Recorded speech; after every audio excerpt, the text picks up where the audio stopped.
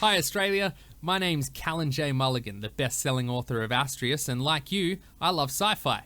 I've dedicated most of my life to it, from writing space thrillers to dropping out of university when I tried to study astronomy. So it's safe to say that I know what I'm talking about when it comes to fiction.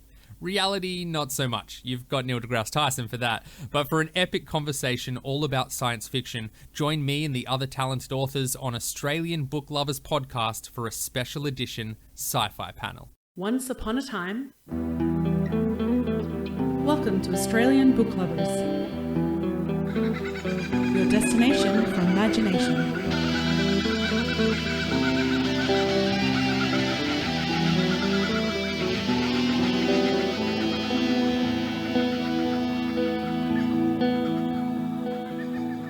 A cold and warm welcome to everyone and a huge thank you for joining us for the Australian Book Lovers podcast. I say cold because it's autumn and it is pretty cold, but we have had a really sunny day here in Wurundjeri country. I'm Veronica Strachan, aka V.E. Patton, fantasy, memoir and picture book writer, reader, one of your co-founders and hosts for today. And I am Darren Kazenko, dystopian science fiction and horror author, absolute book lover, of course, and one of your co-founders and co-hosts of the Australian Book Lovers podcast, coming to you today from Kana country, and I hope I've pronounced that correctly. But I must admit, and of course no one can see me because I'm not on camera at the moment, but there was a slight little giggle when you mentioned a cold welcoming, because you're right, there's been nothing but sunshine here as well, and it's actually been quite warm, warm for a autumn's day. To the point where, I was kind of driving around thinking, we're going to go hit the kayaks in the ocean tomorrow because it'll be nice and glassy, and look for some dolphins and explore some of the coastline along here. And so I was thinking, unfair. Yeah, so I'm thinking, do I do a degrees... wetsuit? Nah, it'll be shorts and a rashy. All right, well, let me give you the other side of the climate. 4 degrees this morning, feels like 0 when we got up. Oh, dearie me. I'm sure Couldn't not far get the behind. windscreen wiper at the back of the car going because the water was frozen in the little tubes. So there you go. Dear. That's how cold it was. Please keep that wonderful experience down that way. There you go. But no, Here we are. Episode 56. 56 indeed, 56. Look, there's an odd call in bingo 56, so I'm not going to tell you about it. I'll let people look that up themselves. Or is it like R-rated? No, it's shots bus, which I don't get. Doesn't rhyme. It's not. Yeah, it's just weird. But anyway. Yep, definitely really weird. But I can tell you a little bit about the spiritual meaning of number 56. And then I'll keep it for news. Yes. All right. Okay. Well, it's all exciting today. See, we're both brimming with energy. At the time of recording, of course, the election results, well, it is Saturday, so they will be happening tonight. I don't know about the results, but yes, as a nation, we are deciding, the short-term future nonetheless. So lots of excitement in the air. But when it comes to the number 56, apparently the spiritual aspects of the number 56 symbolise teamwork, coexistence, family, relationships, adventure and expression of freedom. Okay, pretty good. Yeah, now apparently number 56 people, I don't know how you are a number 56 person, but we are, I guess, number 56 people because we are on episode number 56. Episode 56, yeah. So we have diverse interests, some of which have an in-depth knowledge and some of just general understanding. So they, being the number 56 people, try different approaches in relationships, trying to keep them alive. Now, number 56 is a magical number which can create wonders in unexpected times. I definitely think we try different approaches. That's what it's all about, being organic and trying to do the best we can. So maybe we are, well, for this edition anyway, maybe we are number 56 people. Okay. There you go. But would you like to know a little bit about 1956 in Australia? Yes. Okay. Was it the year of the Olympics? Did we have the Olympics? You stole that one right out. Man. Yeah, you're absolutely right. On the 22nd of November, the 1956 Summer Olympics opened in Melbourne, and the opening ceremony was held at the Melbourne Cricket Ground with approximately 107,700 people watching. So I assume that was in the crowd. Now, also on a somewhat somber note, the Murray River flooded, and I'm reading, I can't be sure, but I read that it was the biggest flood in recorded history as far as when it comes to the Murray River, affecting many towns, obviously, along that river. Now, Quadrant Literary Magazine was founded in 1956, but here's a couple of interesting tidbits. The 16th of September, Australia's first TV station, TCN9, began regular transmission in Sydney. Followed on the 4th of November, HSV7 began in Melbourne, so Melbourne's first TV station, and the 5th of November, the day later, the first TV station of the ABC, the Australian Broadcasting Commission, is launched in Sydney. So, wow, I mean, it sounds silly and maybe a little bit trivia, but what a turning point for a nation, because TV was broadcast. And I've got a feeling they tried to get it happening so that they could televise the Olympics, or they could share it at the news or that kind of thing. Does that work out right? When was the... I'm not too sure because, well, the 22nd of November was the Summer Olympics, but it was only the 4th of November when the 16th of September was the first TV station, but whether the technology to do all that within a couple of months, I'm not sure about that. Yeah, interesting. But even more, the cherry on the cake, this is absolutely... If you think, the Olympics are no newsworthy, or the beginning of television is newsworthy, or, a major flood is newsworthy. Yep. Did you know that in 1956, with regards to stainless steel braces, Percy Raymond Begg of Adelaide collaborated with metallurgist Arthur Wilcock and developed a gentler stainless steel system in 1956 involving gradual adjustments rather than earlier brute force methods used to straighten teeth. Yeah. So there we go. For all those 10 people years later, I think, 10, maybe 15 years later, when I had braces, I don't think it was really fabulous. And I still had the gentle forcing, nasty anyway. Oh, okay. Well, I don't think everyone comes skipping out of a dentist on any decade. So, yes. Sorry, nothing against them. They're probably very nice people, but yes, I don't have particularly good memories. Oh, they're the best salespeople I've ever met. When you've got your mouth open and you're in agony, you just nod, go to anything they say, and then you walk out and you cry. You can't feel the tears. That's why they give you extra Novocaine, so you don't feel the tears on your cheek as you hand your credit card over and go, there we go. But anyway, no, dentists are very, very needed profession. And it's just unfortunate that when we need it, it's usually when we're in our worst pain. So, yes, there we go. A little bit of the number 56, the year 1956, for episode 56. So, on a very special day, on the brink of more possible change, but on the brink of some sort of decision, that's for sure. So, with all the trivia and a little, my envy-less, shall I say, observation of how cold it is down in Victoria, shall we jump to some news? News is good. Bring it on.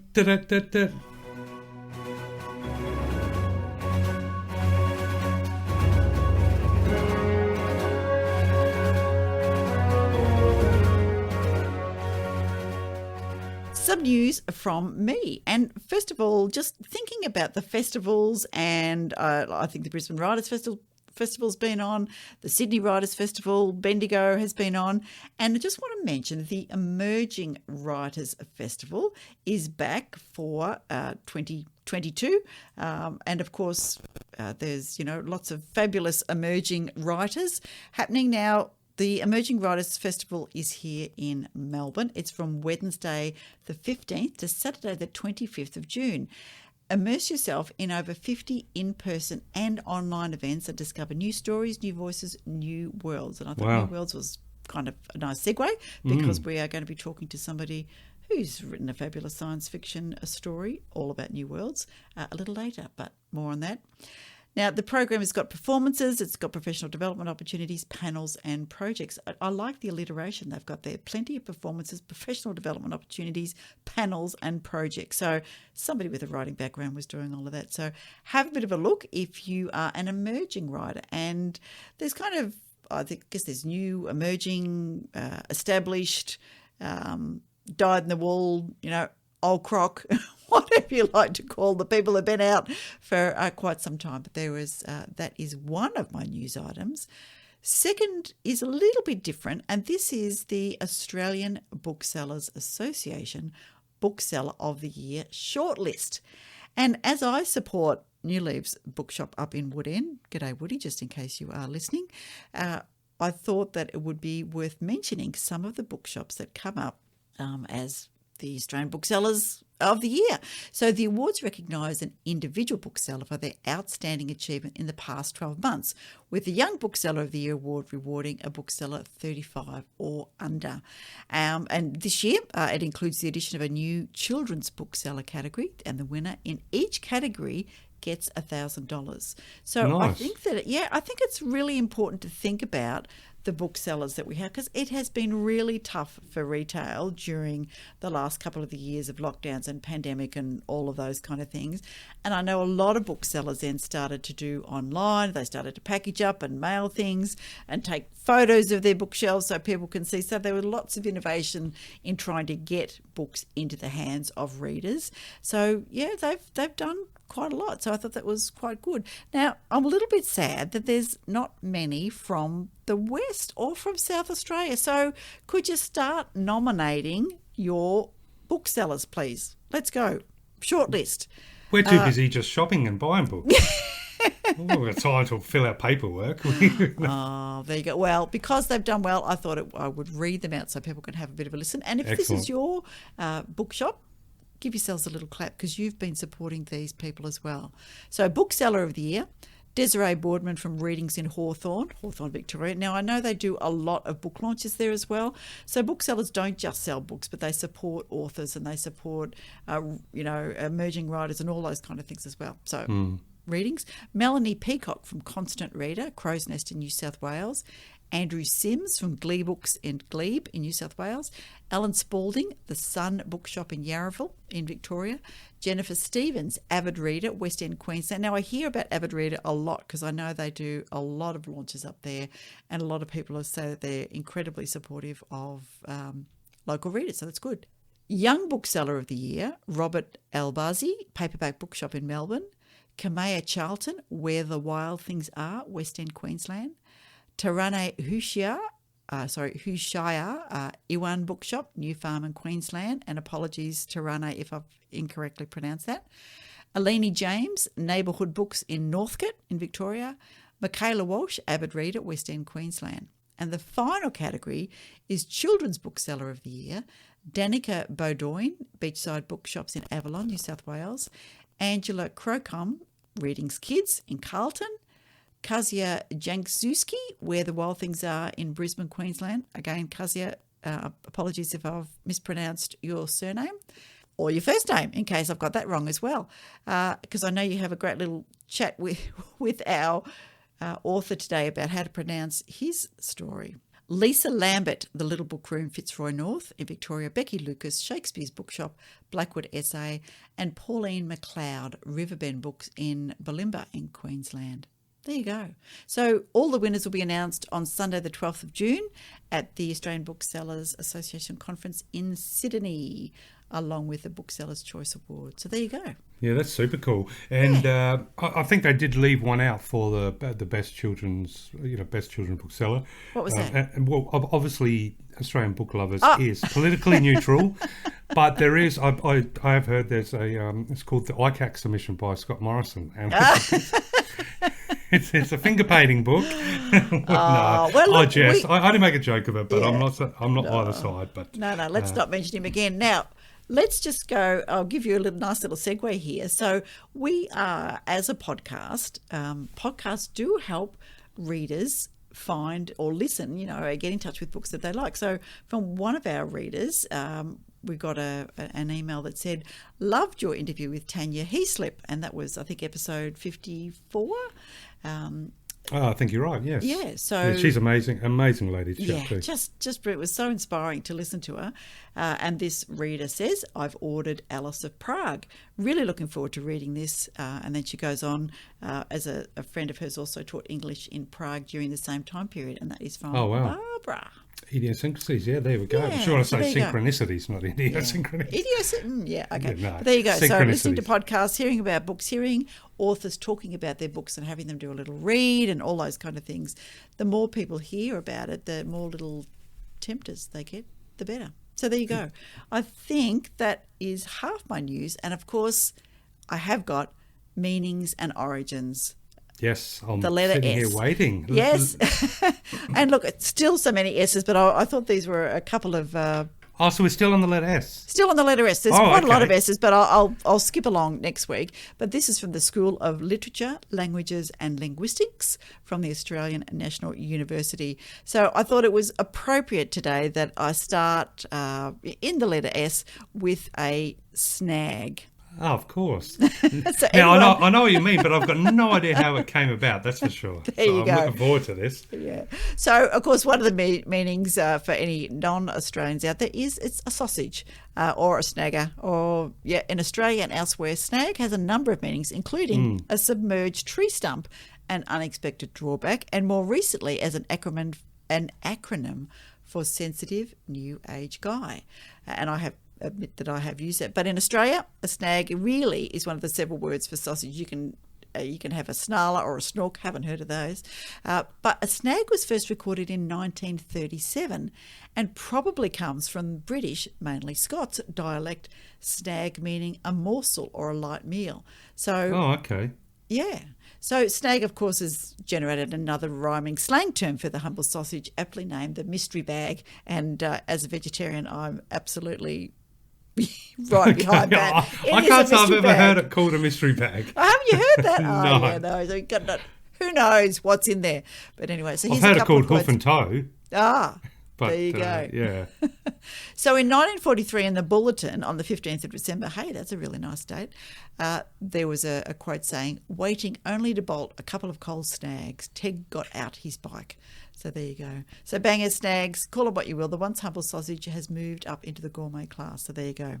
And it's also, growing up, it was always, when you get your fishing line tangled, you get Yeah, snagged. yeah, absolutely. Yeah. So there's another one that may be appropriate for today when the nation is out voting. Scamokio? No. No, mate. I just think that's the funniest name I've heard, not just because it's funny. Well, this one is Spit the Dummy.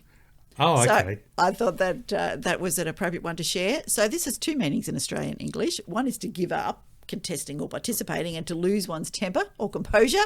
And it's actually first recorded in the 1980s, and it's usually, used of an adult with the implication that their behaviour described as childish, like a baby spitting out its dummy in a tantrum and refusing to be pacified. So I thought that was, pretty good. Spit the Dummy, you may, in fact, I saw Kath McGowan, who was the member for Indy, who famously ousted a long-standing Liberal member in one of the Northeast Victorian communities because she and her colleagues and friends and community went around and asked people what they wanted, and they took these needs to the local member who said, oh no, the community doesn't know what they want, and gave them about 11 minutes or something, and they ended up going, well, if that person won't help, we'll put our own candidate. So Kath got in, and she has now a kit which she was helping all the other new independent candidates, and one of them was a dummy, because she said you'll at least find somebody during your campaign who will spit the dummy. So I thought that was fairly appropriate. Definitely. And I think, as far as if you ask most Australians what spit the dummy means, or another way of saying it, I think taking the bat and ball home. Yes. Taking my bat and ball and going home. Yes. Which is, if you are growing up and you've got the cricket bat, but you feel a decision was unjustified, or maybe you were hard done by, then your only recourse is to, well, I'm taking it home and no one can play. No, which is essentially he's spitting the dummy. Spitting the dummy, that's exactly right. Which kind of, thank you for the cricket, taking your bat and ball home, because that brings me to my third S, which is sledge. Ah, yes. Yes, you're pretty familiar with this. On of a fielder in a game of cricket attempting to break the concentration of the person batting by abuse or needling. So sledge is first recorded in the mid-70s in a cricketing context, derives from the word sledgehammer, used figuratively to designate an unsubtle form of verbal abuse. Later it became used more widely in a variety of contexts, sporting and otherwise. So basically to criticise, ridicule or attack. So there you go. Not sure how much sledging goes on today. No, I think that... it's technically a form of bullying, isn't it? That is exactly right. And sometimes that can be quite inappropriate rather than just having a go at the person's sporting prowess. It can get a bit personal and a bit ridiculous. So there you go. But if I'm getting $100,000 to stand there for 3 hours and there's the chance that someone will say something rude about me... Yeah. Bring it on. Bring it on. Really? If I'm getting $100,000 just to stand there and someone says, I don't like you, you smell. I'm like, okay. Have you got something better? I don't know, but keep it on. But I think there was, for me though, sledging, look, I guess it can be considered bullying, but having, growing up in the, with the old cricket stickers back in the 80s, and sledging was kind of an art form, wasn't it? And to the point where I think it was a mutual agreement to be able to sledge each other. That was a sport in and of itself. Yes. So it's like that old, situation where if you are in a group of new people or new friends or a new work environment, the boundaries of which you can share a joke or the boundaries of which you can make an observation are developed and established through that building of the relationship. And so to me, I think on the sporting field, as sledging, I always feel like that's kind of an agreed...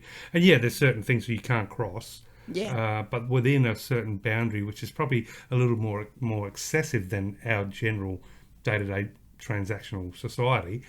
But again, you're elite sportsmen and women, and you're getting lots of money, and it's just, I guess that's a sport within a sport. That's what I like to believe that. I don't know, whether that's something that's still out there, because I'm not getting paid $100,000 to stand out there with sun cream on my nose. You're not getting paid anything to do this podcast, Darren. This is purely for love. The commentators of cricket get paid to talk about seagulls. Oh, I know, right? So come on, I can talk about dolphins. That's far more interesting than we got a seagull on the pitch. Wombats, they're your favourite. Yeah. Oh, definitely, yes. Yeah. Which means that you will never take a sickie, which is my last word for today. And look, I think sickie is a fairly universal term. Look, Australians just love to put the IE on the end of any kind of word and make it our own. So a day's sick leave, especially taken without sufficient medical reason. A sickie is an abbreviation of the term, of course, sick leave. And, it is our thing that we like to do, the abbreviation. A fiery, a surfy, a Tassie. So all of those things. But a sickie is first recorded in 1953 and often found in the phrase to chuck a sickie, which of course is to take a day's sick leave from work, with the implication that the person is not really ill, although sometimes when you have a sickie, you are, of course, sick. So there you go. Well, isn't it funny? I think when it comes to sickie, I think there's 3 levels. You've got amateur, semi-professional and professional. So amateur league is calling a sickie on Tuesday, Wednesday or Thursday. Okay? Anyone can do that, or nowadays you text. Friday, that's semi-professional because, Monday, now you're in the A-League. If you're calling a sickie Monday, you better have a good reason. But now, of course, well, it's fun. Look, we make lightheartedness of it all and joke about it. But I was just talking with some people the other day in the sense that the concept of the sickie in Australia, I think, has been completely changed forever in the sense of now it's actually rude if you try and come in while you're sick. Yes. Don't now the bring sickie your cold is to now work and soldier on. Right, just forget about it. Stay home. So now and it's because actually you can work from home now, that does give people an option. Can't always, but yeah. So now I'm wondering if we're going to have a word for the people or the person that chooses to come in while they're still sick. Yes. So isn't it funny how the tides turn around? Go. Yes. Well, there you go. Yes. I've sweated over many a sickie excuse, and I don't ever consider myself a semi-professional. I have pulled off a couple of A-gamers, but in general, borderline between an amateur and a semi-professional. There you go. Well, it was always very tricky as a young nurse if you were living in the nurses' home because they could come around and say, are you really sick? Get yourself in, which is entirely inappropriate. I remember having one of the nursing supervisors at night, some of those, they were pretty tough, those old matron-like women, saying to a friend of mine who rocked up despite incredibly terrible abdominal pain, you young things should not be getting sick. You're healthy. You've got no reason not to. She nearly burst her appendix. and she was so sick. She got septicemia and was in hospital herself, but she dragged herself because she knew that she was going to get a little bit of sledging from the management. But anyway, there you go. Of course, things are much better than that now. Yes, there have been winds of change. Tell me, have you got some news for us, Darren? What's the local ABL news? Absolutely. So I would definitely like to spotlight a couple of new additions to the directory or library. Beautiful. And the first one is the book called The Brink, and it's by author Holden Sheppard. Oh, I'm very excited that The Brink is on. Very excited.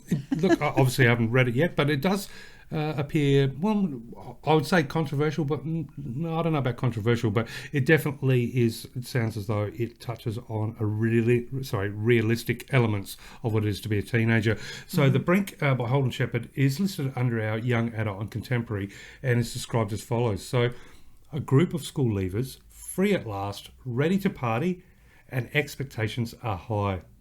A remote island on the Western Australia coast wasn't exactly the plan, but they're not going to let that hold them back. Leonardo, geeky, asthmatic, shy and prone to anxiety, has landed with them. He's terrified. He's definitely not part of this cool gang. Super high achiever Kaya is trying to forget her frustration with her drug-addicted sister, as well as dealing with pressure from the popular girls to lose her virginity. Mason, footy jock with a physique to match, is coming to terms with his secret desire for his best mate, Jared. And Jared wants a week off from his relationship with Val so he can have sex with as many girls as possible. But the party takes a dangerous turn when Val is drugged and a man is later found dead on the beach.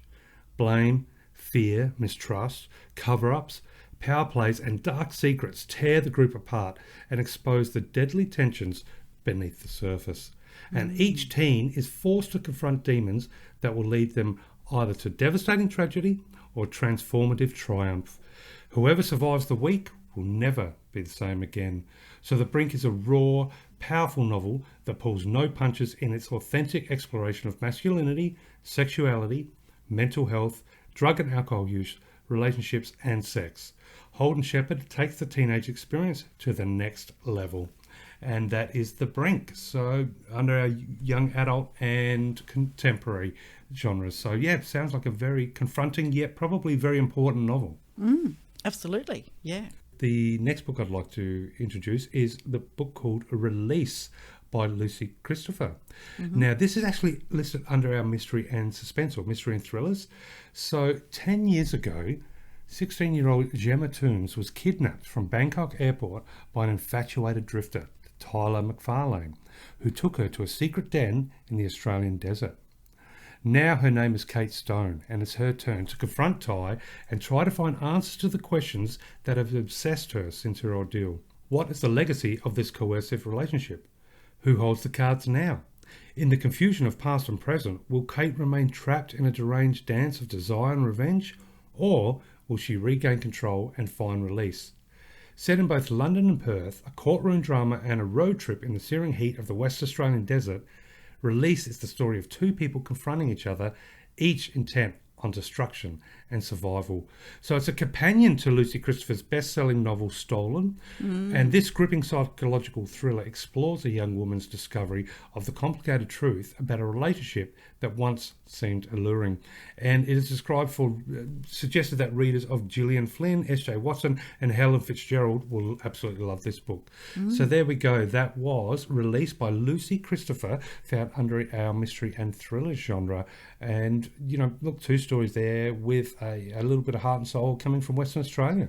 Nice. And one of our regular listeners and one of the 6am Oz writers is currently reading an advanced copy of Release and did let me know that she was loving the book. So this is Naomi Shippen, and she is also an author. So she has a story in Life in the Time of Corona, which you will find, I think it's under Contemporary.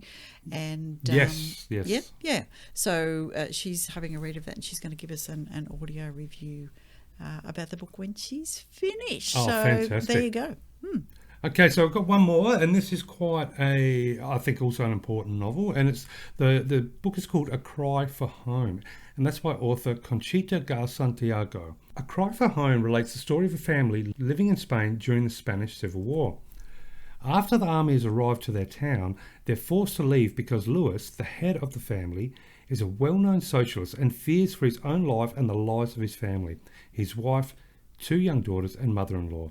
They start on a frightening journey where they have to face the horrors of war. Lewis joins the Republican Army while his family are left in a place they believe to be safe. But danger comes to them and they have to run away, making it difficult for them to reunite with Lewis. Eventually, Lewis leaves the battlefield to go looking for his family. After many obstacles, they at last meet in Barcelona, where Lewis is still very actively fighting for the Republicans. By this moment, the family have lost their social status and wealth and live in a small, cramped flat. When revolution uprises in Barcelona, a sort of war inside another war, Lewis is concerned that what the leftists are doing is not good for the future Spain he believes in. The hostilities in Barcelona come to an end, but by then Lewis is done fighting. He limits his efforts, attending secret meetings to discuss ways to prevent Franco's forces arriving at the east coast of Spain, where Barcelona is. At the beginning of the year 1939, it's clear that Franco has won, and before the fascists arrive to Barcelona, Lewis and his family are forced to immigrate. They leave Spain to cross an inhospitable border into France, where they must stay until they are able to go further. In a reminiscence from much later, when Benny, the oldest daughter and by then a medical doctor in a French hospital, is having a baby, we learn of the hard years they all lived in France. So it sounds like a very sweeping epic. It is called A Cry from Home by Conchita Santiago. And such a beautiful thing to know that, we have, people from so many different countries, immigration coming to Australia, and they're bringing with them and working hard to keep alive some of the stories that represent, some of these harrowing, profound and difficult journeys that have been taken to maintain a family and keep a family together and to let the family continue. And here we have a wonderful Australian author writing a book called A Cry from Home, where it gives us all the opportunity to learn a little bit about the Spanish Civil War, which I have to admit I don't know much about, but there we are. Very good. Yeah, absolutely. Now, Sweeping Conchita is epic. also a part of another anthology, I think, that's available on AVL, isn't she? I think it's Stories for Women by Women. Is that right? Correct. Absolutely correct, yes. So definitely 3 very unique books there, 3 completely different styles and stories. So we've got, hard-hitting, and possibly confronting but very important young adult book. We have a mystery to the point where kidnapping and maybe psychological thriller. Yeah, what's that? Not the Munchausen's? That's where you believe your children forced them to be sick. Stockholm syndrome. Stockholm syndrome. Yeah, so maybe it's yeah. something. Yeah, that's right. Maybe where the tables are turned eventually. We'll give it enough time. But that sounds excellent, and I mean, it definitely makes you want to look up the book Stolen as well, which is obviously part 1 to the story, and of course A Cry for Home. So to all the authors, thank you so much for listening on the Australian Book Lovers website, and to all our beautiful book lovers out there. If either one of those, perked your ears up and made you hit rewind on the old podcast machine and go, hang on, what was that called again? Yes. Then jump on the website, have a look, and there they are, brand new on the website, waiting for you to jump into their pages and let your imagination go crazy. Yes.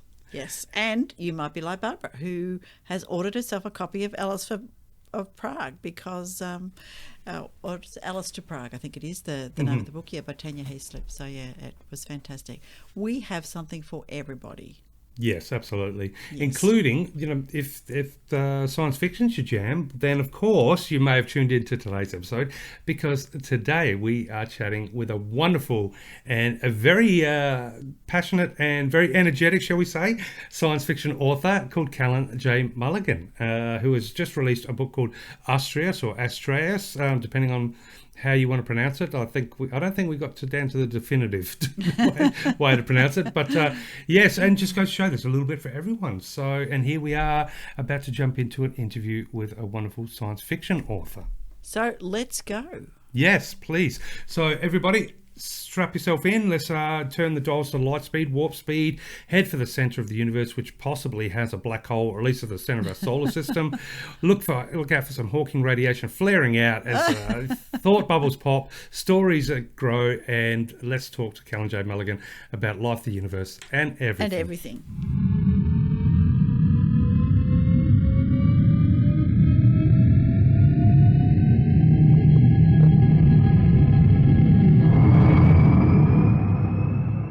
So my fantastic guest today is a gentleman whose mother said he was born with a pen in his hand and grew up writing poetry and fiction. His imagination has taken him through several careers, including marketing, music, and film and television.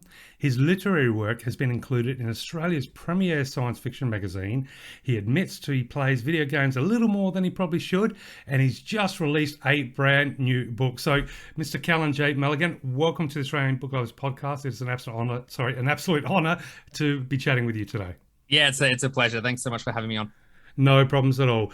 Now, let's just jump into it. I'm sure we've got a lot of science fiction fans listening to the podcast for this episode. But before we jump into all things sci-fi and possibly cosmically, philosophically, existentially, that rabbit hole that goes all the way down the center of the universe, how about I'd love to learn a little bit about a little bit more about yourself. And so marketing, music and film and television, there's quite a variety there career-wise. I'm wondering, can you maybe tell our awesome listeners a little bit about yourself? Yeah, and sure. how you found yourself, delving into such different careers? Yeah, certainly. So I grew up in Adelaide and was always highly creative from as long as I can remember. So I was always drawing comic books and writing songs. And when I first got my hands onto some recording software, I was recording vocals and from very, very young. So I just did that my whole life. And then when I went into a professional capacity, when I left school and went into adulthood, at least I think it's adulthood. Yeah, that's always up for debate. Yeah, exactly. Yeah, we're just a bunch of children running the world, really. Yes. But yeah, I went into marketing. Mainly marketing and sales has always been my sort of day job. But I moved to the Gold Coast when I was 18. I got into a bit of film and television work at Movie World at the Warner Brothers Studios there. So I was a featured extra on Steven Spielberg's Terra Nova. I did a few episodes of Sea Patrol. And I think I was just sort of branching out creatively, just trying to do all these different things. I was recording a lot of music and putting on a lot of live shows around the Gold Coast and supporting other independent musicians on the Gold Coast as well. Performed a lot of, hip hop, electronica, that kind of thing. But writing was sort of, always had my heart. I've been writing stories, since I was a small child. And I'd always wanted to write a book. And I wrote a few and never did anything with them. And then eventually I was on my way to 30, actually, if maybe four or 5 years ago, was 29 years of age. I started having an early life crisis, I guess you could call it. Just really wanted to accomplish something. And I felt like publication was the best way to go. So I wrote my first novella, and now here we are 5 years later. There you go. And for me, there's nothing more exciting and just magical about hearing another writer talk about how there's so many different pathways that we can take and explore as we move through life, but the whole time there's that writing. I like to think there's that platform that is writing, and I think for me at least, and I'm not sure if you feel the similar, that in the sense of the writing bug that is within us all, probably from birth for a lot of us. It almost inspires us to try all these different things, because without it, we're in no position to really write. If we started writing books at the age of 16, they're not going to be very interesting if you haven't. Not a lot of experience, yeah. No. So I just love it. I love just hearing, stories such as yourself where you just try so many different things. And no doubt that's inspired a lot of your work. And we are obviously going to get right into some science fiction, because that is a huge celebration of your new book release. But it's not your only book. And I'm not sure how long ago it was, but it wasn't too long ago. You released a book called A Mind of His Own. And it's been described as a truly brilliant, well-constructed psychological thriller. A Mind of His Own is genius. So, wow, that's pretty good accolades there. And I was proud of that one. I remember that one. Not quite science fiction, but it's one of my absolute favourite genres, psychological thrillers. Now, from my understanding, and please correct me if I'm wrong, it centres around a character who just might enjoy alcohol a little bit too much and finds himself being followed by a mysterious woman and visited by a demon in the hallway of his building. So how on earth do you find yourself diving into a story like that, and how much of it, if any, is steeped in reality? Sure. I think really the story centers around a man who's not sure if he's awake or dreaming or in a nightmare for that matter. And I've always been interested in Plato's The Cave, or is the butterfly dreaming, or is it awake, or the Matrix simulation theory, all those kinds of things. So I really wanted to explore that concept in some kind of way. And that novella that you're speaking of is actually the one that I first published in 2018. I republished it in 2020 when I got the rights back from the Vanity publisher that I first went with. So it's not very long ago at all. Yeah, no, relatively recently, yeah. And I just really wanted to write something I was proud of, and I'd had the first chapter sitting there for about 2 years. I wrote it sort of on and off, and I'd add things to it and then change it, and I never got past the first chapter. And then something inside me just sort of really, really wanted me to finish a story. And the books that I'd finished weren't good enough to proceed with. So I just sort of spent a year on it, and I just forced myself to go through it. Usually I'm a bit more of a plotter writing wise, but with that novella, I was definitely a pantser. I just sort of let the character take me wherever he was taking me. Mm-hmm. He lives in New York, and I was fortunate enough when I was traveling the world to be able to walk the streets he walked and get a bit of a lived experience that I could write about there fabulous. As well. Yeah, it just kind of turned into a psychological thriller. It started out as almost like I wanted to do a literary piece. I wanted to be focused on the writing more than the story. I just really wanted to hone my craft as a writer for the first time. And it just turned into a psychological thriller, probably because I just wasn't sure what I was doing. So it was kind of, all over the place. And I really had to refine it over a year or two. And then we got to 2018 and it was finished, and I decided to publish it. And the rest is history. It actually has, I don't want to give away any spoilers, but it actually has a bit of a sci-fi twist to it in the end as well. So it almost, you can almost see where I'm going with future stories. Yeah. And was it a story that when you were in New York that came from the sight, sounds, smells, and just being in a city so far from home, or was it something, a little bit of a seed that came to life once you stepped into New York and went, aha, this is how I can go? Yeah, so I'd written the first chapter had been sitting there for a couple of years, and then when I was in New York, I really noted down a lot of sights and sounds and smells, and walked the streets he walked, and that made its way into the second and third and fourth chapter. And so I really wanted to get a New York City vibe behind the whole story, and I think it's just as much about the city as it is him and his reality. So. Well, it must have been. I can't imagine a more fun way than to visit a foreign city than to have a kernel of a story already in your mind, built before you've actually been to the city. And then when you land in the city, well, obviously you've got the joys of discovering a whole new territory and architecture and people, but then to also incorporate that with being able to walk the streets, like you said, and put yourself in a character's shoes and look through a character's perspective, must have added a really cool extra dimension to the experience. Oh, for sure. I don't even think I'd really learned the basics of creative writing. I did creative writing courses when I was younger and stuff, but they always say write what you know, right? Like write from your lived experience, because it transcends the page a little bit more to the reader. And that was definitely one of the more special experiences I've ever had, where I can say, I wrote what I knew in those chapters, because I got to experience the city. It was very cool. You mentioned, obviously in the description, it talks about the mysterious lady and a demon in the apartment, or in the hallway, sorry. But when it comes to, I guess, the symbology of demons, do you feel that, your relationship to literary demons or demons in general, the symbols, the archetypes, do you feel they're evil on a primal level, or are they just maybe unsettling forms that hide in the shadows, and obviously shadows that hide light, both good and bad? So are they can they sway one way or the other? Or I like that. I like the latter. That description you just made was really good. I know in my book the demon is it's a big black dog, which is very I guess obvious metaphor for depression and addiction and all these other things, death, mortality.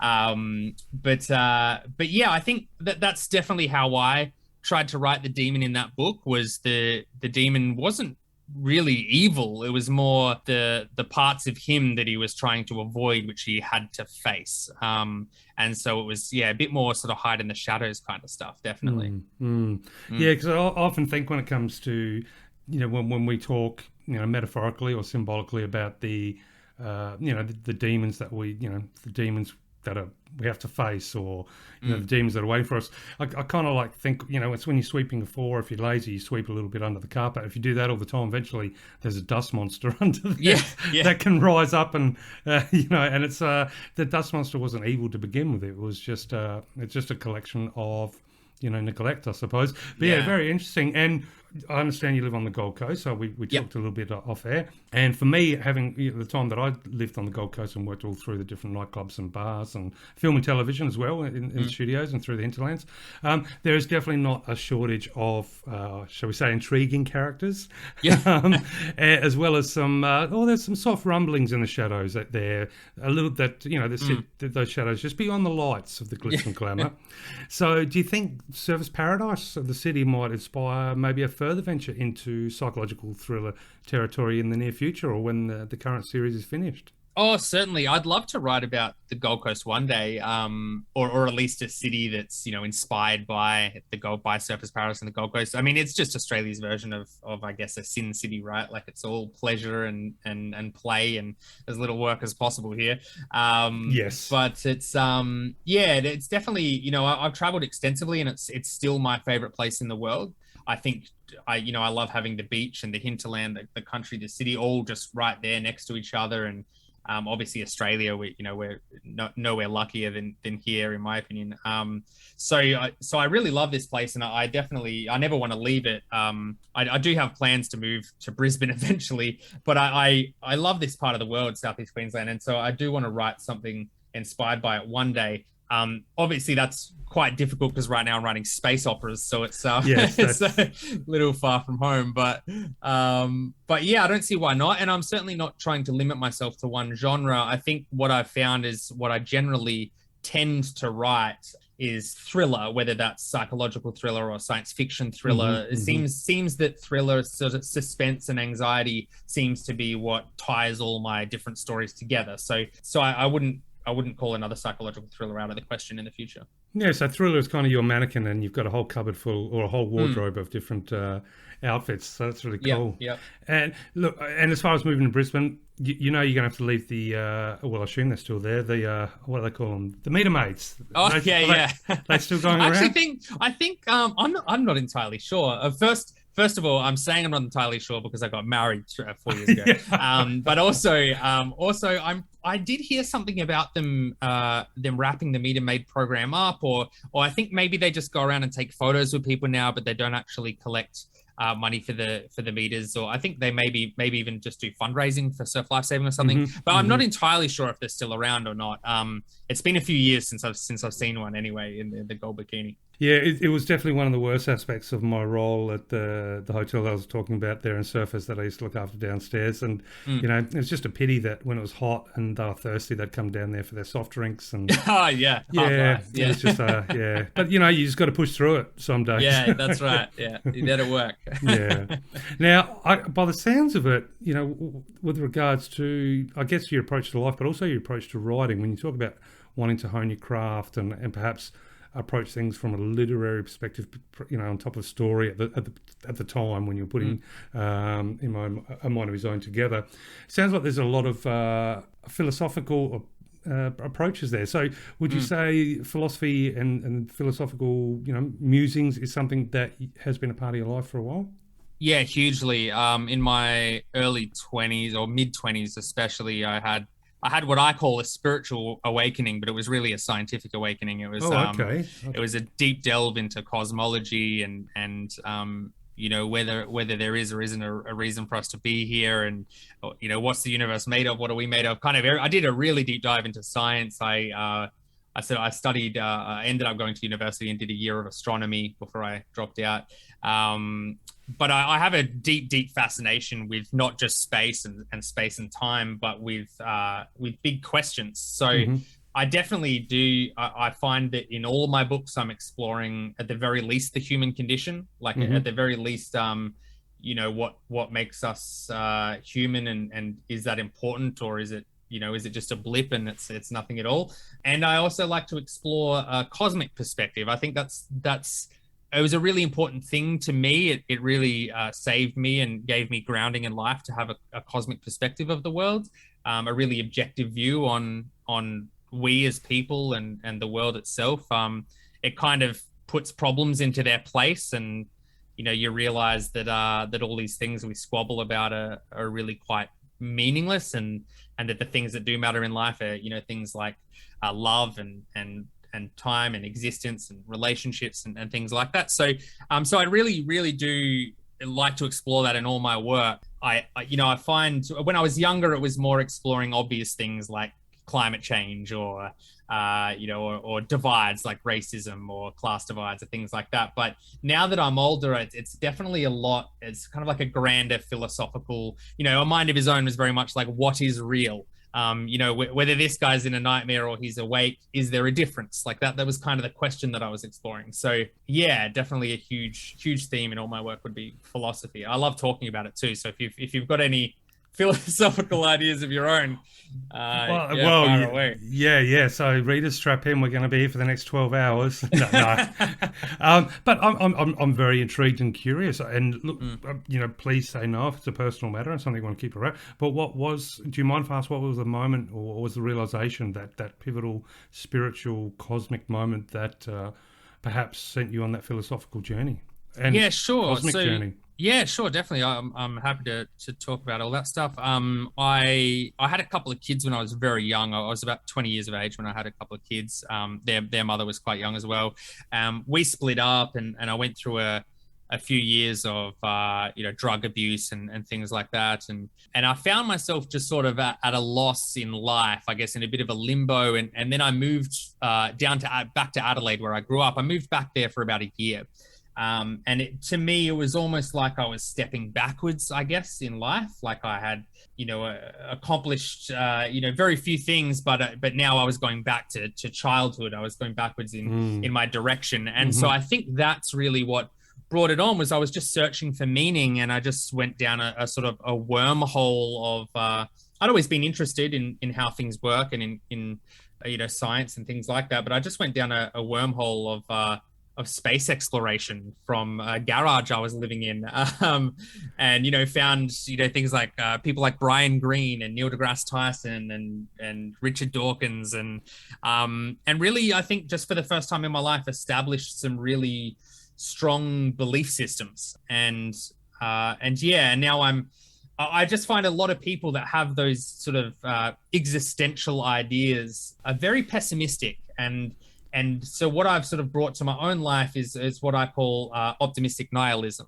That's kind of how I describe my own philosophy. I like that term, definitely. Yeah, it's just, I think that having that grander perspective of the world and the universe is a good thing, because it grounds us. It reminds me that I've got one life to live, and to live it to my best, and to really be grateful for everything in my life. And I think it gives me more meaning than before I had that perspective. So yeah, well said. And I think there is a truth in when it comes to understanding our reality, and also trying to work out those intricacies of the universe around us. Some of the elements do come together from an individual who might hyper focus or retreat from society. So we're definitely thankful for all those individuals throughout history. But as a general rule, our understanding of the world, or science, shall we say, so that the mechanics of the world come from collaboration. So, and what I love about it is, fire under a pot of water will boil regardless of your language, regardless of your belief. Sure, okay, if you take it to a certain point in the atmosphere, it may take a little longer, or it may take, it may be impossible, in the winds of Antarctica. But essentially, the philosophical rules are the same. If you heat water enough, it will bubble and turn to steam. Yeah, and it's just a beautiful thing to know that transcends all of our belief systems. There's not a belief system, because I can tell somebody on the other side of the planet who doesn't like me, hates me, and wants to prove me wrong, but it won't happen. Exactly. Yeah, it reminds me of a quote from Neil Tyson. He says, "The beautiful thing about science is it's real whether you believe it or not." Yeah, which is definitely it's an incredible thing. Well, I'm definitely looking forward to diving into some philosophy, but let's start with some science fiction, because one of the main reasons you've been so generous to come on the podcast about today is, of course, to celebrate the release of your new science fiction blockbuster, and I do hope I pronounced it right, Astraeus. Astraeus, yeah. In fact, that's how most people are pronouncing it. I call it Astraeus, but both are correct. It's just an old was Greek god. thinking, I was thinking maybe Astraeus, as in to like a play on asteroid and whatnot. But then I wasn't sure if it was maybe a play on Australia. Oh yeah, yeah, both. In which case it would be Astraeus, yeah. So, but your brand new release, science fiction extravaganza blockbuster. One of the reviews already says I was hooked from the first chapter and totally invested in the characters. I haven't read a sci-fi book in ages, and this made me fall in love with the genre all over again. So, bam, already, putting smiles on faces and reinvigorating science fiction, fans' hearts out there. That's amazing. So, I imagine I guess it's a pretty exciting time with the book being released. Incredible. Now, looking back, when do you think that first aspects of the story began to take shape? I know exactly when and where I was, because I was on a cruise about 2 months before COVID hit the world. Okay. Don't tell me you landed in Sydney. No. This is back in November of 2019. So it was when we got home about 2 weeks later, I started hearing whispers about it out of China. But on the cruise itself, I generally write when I go away, when we travel, and usually it's just sort of short stories or random chapters or bits and bobs, just exercising the brain muscles. But this one was a sort of a chapter-length short story about a man on a giant starship, a world-settling starship. And I suppose because I was on a giant cruise ship, I was just sort of making my experience a little fantastical and over the top. And like I said, I've always been obsessed with space and the universe. So I've never written a space story based in space before. So it sort of just started there. And I thought I'd love to do the Titanic in space. I'd love to put a bunch of people on a boat and send them out into the vacuum and see what happens when they have no hope of survival. How would they all react? And that's really what started the idea behind the story. Isn't that fascinating? Put a non-author on a cruise ship, and the thoughts are what's on the cocktail menu and when's dinner. Put a writer on there, and imagine this is in outer space. Yeah, exactly. Wow. Okay, and obviously we have a whole bunch of science fiction lovers out there, and in general book lovers. So maybe this could be their first venture into a science fiction extravaganza. So what can readers expect when they open up the pages and go on the journey of Astraeus? Yeah, sure. So definitely a lot of thrill. It's mostly been described as a lot of suspense, a lot of mystery, a lot of thrill. There's not an awful lot of action until you get to the end, but the way that I write is very fast-paced and action-packed anyway. So it's a lot of character development and relationships. It actually follows multiple points of view, a POV of 4 lead characters. Oh, okay. And they're each in different sort of classes and areas of this ship. So you get a nice view of the world and the colony. It's actually about 100,000 people that are heading to the center of the Milky Way. So it's almost a world and a society of its own on board. And that's really what it's all about. It starts with a bit of a murder mystery. That's really the turning point of a month into the journey, a murder happens, and all of these people thought they were living in a utopia, and they have to come to terms with the fact that there's a murderer among them. And then eventually the ship starts breaking down, and the rest is just sort of uncovering a conspiracy and figuring out a way to survive and coming together. Oh, wow. Yeah, so if the murder's not enough, the bolts are starting to rattle, and you're a long way from the mechanic. Exactly right, yeah. I think that's a unique aspect of space travel, isn't it, when considering the distance. And if you put 100,000 people on the ship, as soon as it leaves the home planet, whatever the planet might be in story, then it becomes its own society. Even if it's only a fraction of the society that it left, it then becomes its own society. And I'm guessing with new rules and new hierarchies and exactly, new beliefs. Yeah. We actually have one of my lead characters is a senator, and he gives us the political side of the story, I guess. And he's there to help establish a new government and a new world on board, because it is going to be at least a 200-year journey, a one-way journey. So all of the passengers aren't going to live to see the arrival of the new world. And so that's a very cool part of it. I found was sort of how am I going to structure this? Is it a military-driven society? Is it a democracy? It was kind of difficult to shape that, but a lot of fun to write. Even those boring political scenes are somehow turned into a thrill. So So yeah, it's pretty cool.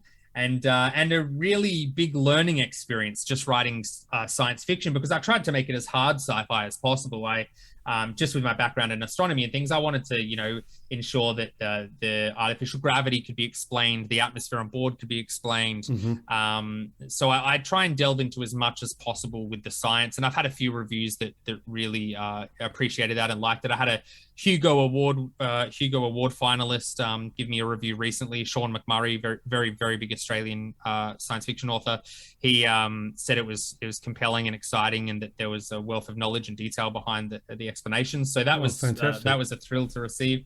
So I really enjoyed it. And I think from the research I did, Darren, you write science fiction as well, do you? Dystopian sci-fi? Yes. So I've delved into I guess we're following a similar trajectory.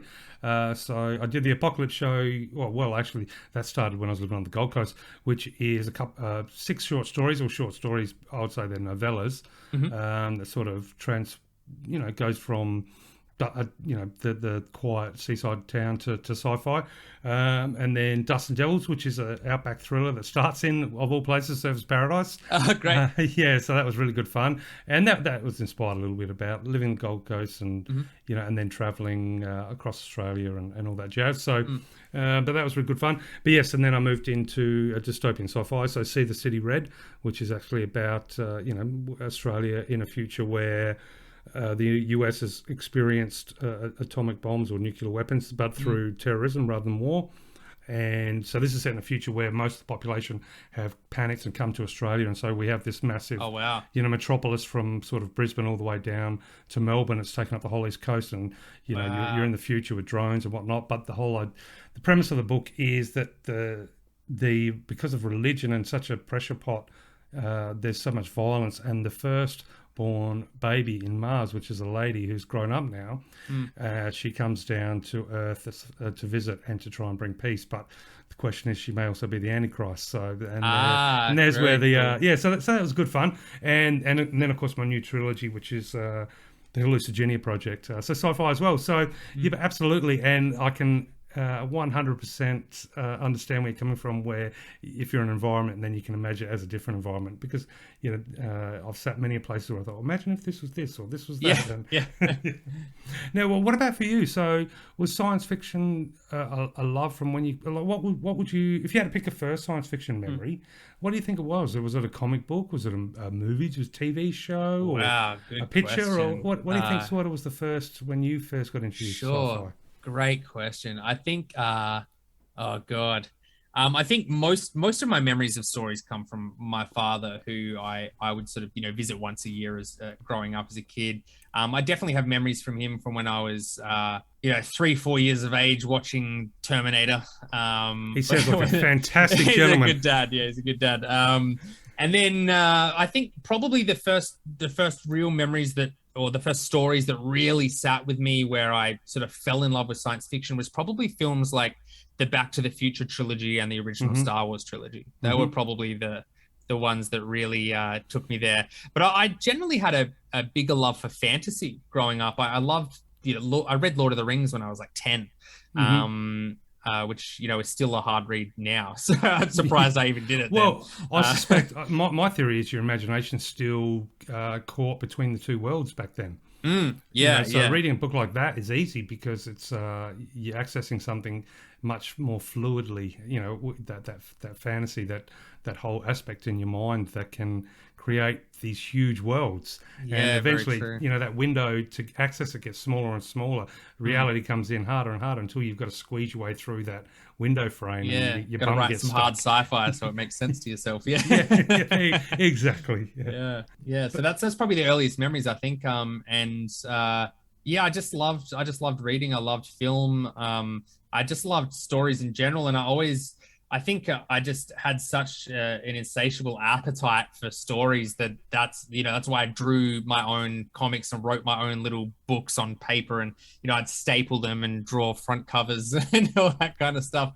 And it was really always, even with when I was making music and recording songs, it was always about making something that I would enjoy. It wasn't really about anything else. It was just about I just felt this creative drive from the ether. I don't know how to explain it. I'm sure you as an artist or any artist knows that feeling, just that need to create. But the satisfaction always come from creating something I was proud of. And like all artists, end up hating it a year later and being my own biggest critic, Yes, So, yeah.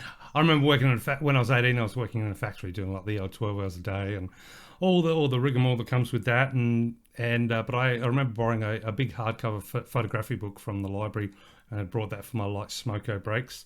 Oh yeah. And was flicking through it. It was about basically it was a deep sea photographer, a deep sea dive photographer, and what he would do is he would go into really remote areas in the ocean, dive down as deep as he could, out in the middle of the night, and just suspend himself and wait until he had 30% of his tank left to get back up, to let everything settle around him. And then he would usually he'd use a little light and then take photos, and there was like crabs riding jellyfish and all sorts of crazy stuff. But he said at one point he was like in the middle of this pure black where there was just nothing, and he was just floating, and then he moved his arm to sort of get the camera ready, and as he moved his arm, it was like this brilliant neon bright flickering, like a trail from his hand. And he was turned out he was in the middle of this massive swarm of fish that when you irritate them, they glow for a second, all different colours. And he said, so he was floating there in the middle of this cold, dark sea in the middle of the night, moving his arms and seeing the most beautiful, stunning, electric colours wherever his hands went. And that's what I feel like art is for human beings. Here we are in this reality, and whether we use our voice, our fingers, our minds, whatever we want to use, we're just doing that swell. And like I said, it's art's first and foremost for yourself. Yeah. For the audience next, and you're right, you hate it again. Yeah, exactly. Yeah, you wish you swirled it in a different direction a year later. Yeah. No, that's such a good description. It really is. It really does come from some magical place. I think I think it's maybe part of our lizard brains, or so. I mean, creativity is the foundation of things like language. We all know that language is much like the opposable thumb. Without it, we wouldn't have evolved the way we did. So it's a very, very important thing. And I think that non-artists don't understand that quite as much as artists do, how important art can be. And it sounds, I've always avoided these kinds of topics because it sounds kind of pretentious, especially coming from an artist. But I think it really is a cornerstone of any successful society or any successful culture. You've got your government, you've got your military, and you've got your culture itself is generally propped up by art, by creatives. And so it's a very, very important thing in the world. And I think storytelling just as much so. I mean, storytelling probably at the forefront of all art is very important. Anything can tell a story, a painting, a song. Anything can invoke a feeling, and all art is subjective, of course. But I think that storytelling, in its essence, is just simplifying the world around us for people to understand and comprehend. And it brings on things like innovation and curiosity. And I don't think we would have gone very far without stories. Yeah, I couldn't agree with that sentiment more. Yeah, no, well said. And one thing I will say is I'm extremely jealous. So that means I am extremely jealous right now too. But in general, I'm extremely jealous of people that can draw. Because it is just, I'm just gobsmacked because, I can sit and look at an image, a painting or, a work of art for hours if it can capture that right mood. And I think, wow, if I could come up with this on my own, I could basically build a world. I'd never leave my room. So, but you mentioned you were making your own comic book. So is visual art something that and you mentioned you were in marketing as well. So yeah, is that something is that still in your toolbox? And have you considered like a graphic novel or? Yeah, actually, funny you ask those questions. I am working on a graphic novel at the moment. It's not something that I am 1,000% knuckle down going to release it one day. It's just something I'm sort of doing for fun that I might think of releasing. It's based on a short story that I've already written and submitted a few places, but is yet to be published. It's actually in the Best Australian Yarn competition at the moment for the West Australian. So we just mentioned that contest. Yeah, great contest. I encourage everybody to enter it if they're a writer. So I do have a graphic novel in the works, but as far as illustration. I mean, visual arts I've always loved and had a fondness for it, drawing comics and pictures, and even learning to animate. I can do sort of, animations on the computer. I can do a lot of filmmaking, and I'm great at editing and things like that. So I definitely have a very, very big arsenal, a very big toolbox behind me, but I'm also have a problem with that, which as a jack of all trades, you kind of amateur in everything. I don't have like a specialty, so my drawings aren't, incredible. They're not very, I don't think they're any good. People who aren't creatives, like I know my wife, for instance, loves my drawings, my artwork. She thinks it's very talented, but to me, I see something that's just a pile of crap compared to someone who's an illustrator. So I'm not sure if I'll do anything with it, but I tell you one thing, what it does all come in handy with is marketing. Because obviously and just being an independent author, right? Like I'm marketing Astrius an awful lot, and my other work and my website and all these other things. And so having that toolbox is really great for, creating making creative photos and creative banners and, trailers and advertisements and all those little things that are sort of creative and can catch an eye. I never have to pay anybody to do that kind of stuff. Even the cover up for Astrius, I made myself. And is that your hands put that together? Yes, yeah, correct. So I put together the cover art for Astrius, and that gets a lot of compliments. And I think I'm lucky because not only I grew up as a creative, and I've never known what creative avenue I've wanted to go down until I hit my mid-20s and really got serious about writing. So I had so many years just trying all these different things, but also my father was a award-winning graphic designer and he's an incredible illustrator. So I've also got a lot of I guess career experience in things like graphic design and marketing and advertising. So it's and a free illustrator on your dial. Exactly, yeah. He actually did the second edition of A Mind of His Own. He did one of the covers for that, which was great. And my sister is a professional proofreader and editor. So I did for my novella. I was basically in-house in the family that created that novel. So that's magic. That novella, yeah. So I'm very lucky in a lot of ways, and yeah, certainly something I'm very grateful for. Well, you've definitely answered a few of the questions I was going to ask. About the process of putting the book together, and and I was going to ask you, what is it about science fiction that has drawn you in, but you've revealed that already, and with obviously a profound moment. So, being that, now I did hear you mention on the podcast, and you mentioned earlier chatting that you did want to tell stories from a cosmic perspective and also possibly to explore human condition. So one thing that I found fascinating, and I'm maybe coming to realise or guess or theorise, that as far as history has shown at least, our human race, it seems more than happy to just repeat the same mistakes over and over and over again. We're seeing it right now. It's 2022, seeing the same stuff. Yep. So regardless of these further understandings we gain, we're constantly gaining new understandings about the world around us, and yet at the same time we're just making these same mistakes.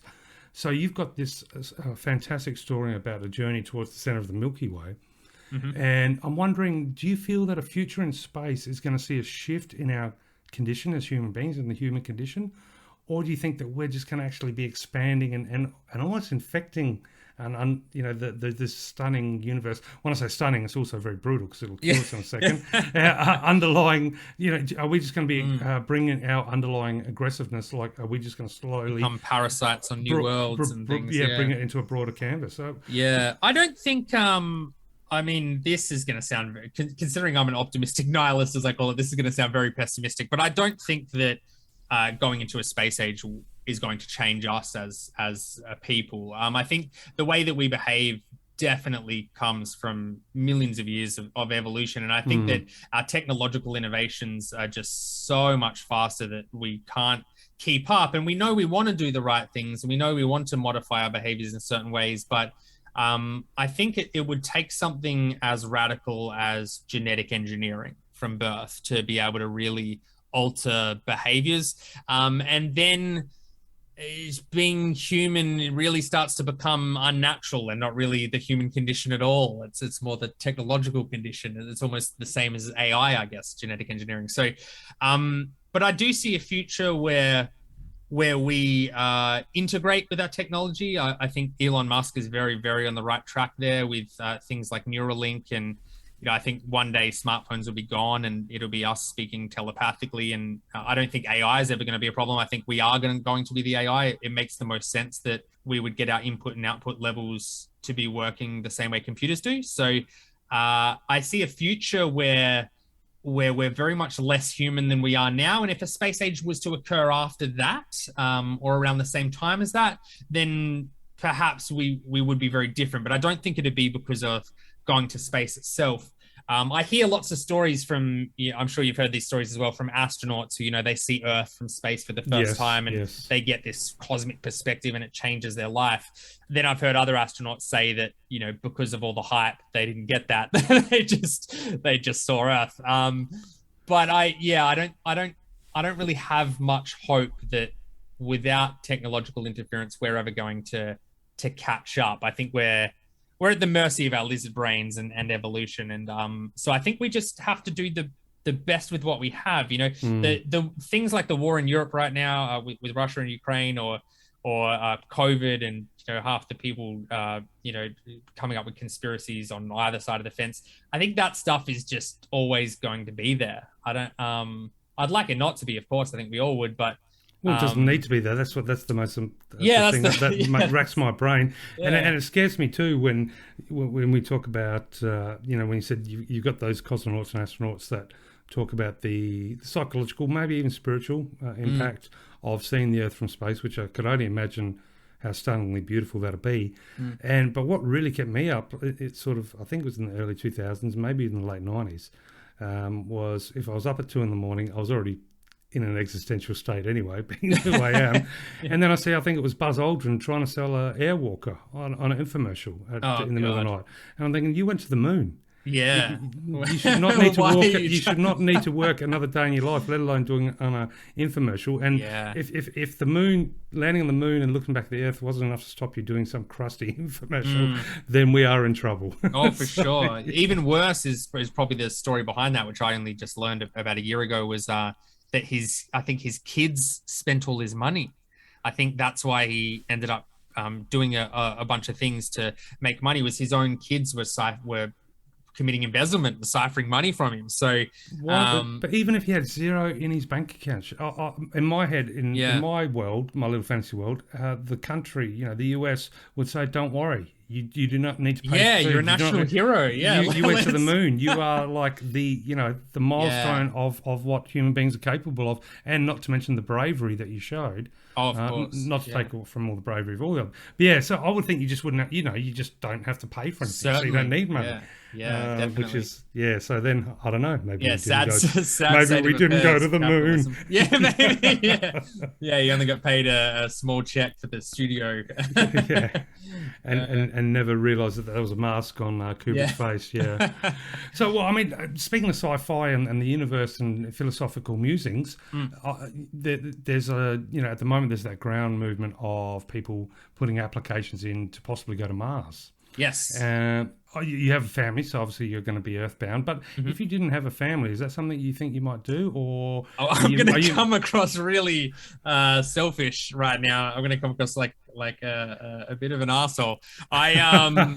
I actually did put my name forward for Mars. Oh, wow. I'm never not going to get it, of course. It's just one of those lotteries.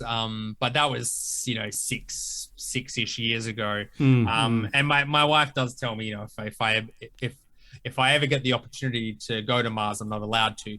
And I always tell her that she's just going to have to come with me. So I definitely would. I mean, I think it's the frontier. It's harsh, and it's certainly marching towards your own death in many ways, doing something like that, a one-way trip or at least a very, very uncomfortable life. I was going to say, you may be able to live, but psychologically it would be so traumatic to a point. Oh, for sure. Just little things like, I'm going to go to the shop, or I'm going to go here. You can't. There is no shop. There is no phones, or It's a big it would thing. Be a nightmare. It'd be a nightmare. But no, I would do it purely because I think the most exciting part of humanity is is the future. It's innovation. It's solving problems and putting ourselves into situations that force us to do that. And there's nothing since the expansion of the globe. There's nothing like that other than space. That's what they call it, the final frontier. I think that the frontier right now is going to be Mars, and eventually, hopefully, we have a James S.A. Corey type solar system someday where it's less about countries and states, and it's more about resources and sharing resources, and eventually we can find a way to live harmoniously across different worlds. I mean, it's a very ideal scenario, but I think at the very least, even going to space, even settling another world at all, will do what the moon landing did. It'll inspire the next generation to continue to innovate and to continue to look to bigger things. We're so earthbound, we're so small-minded.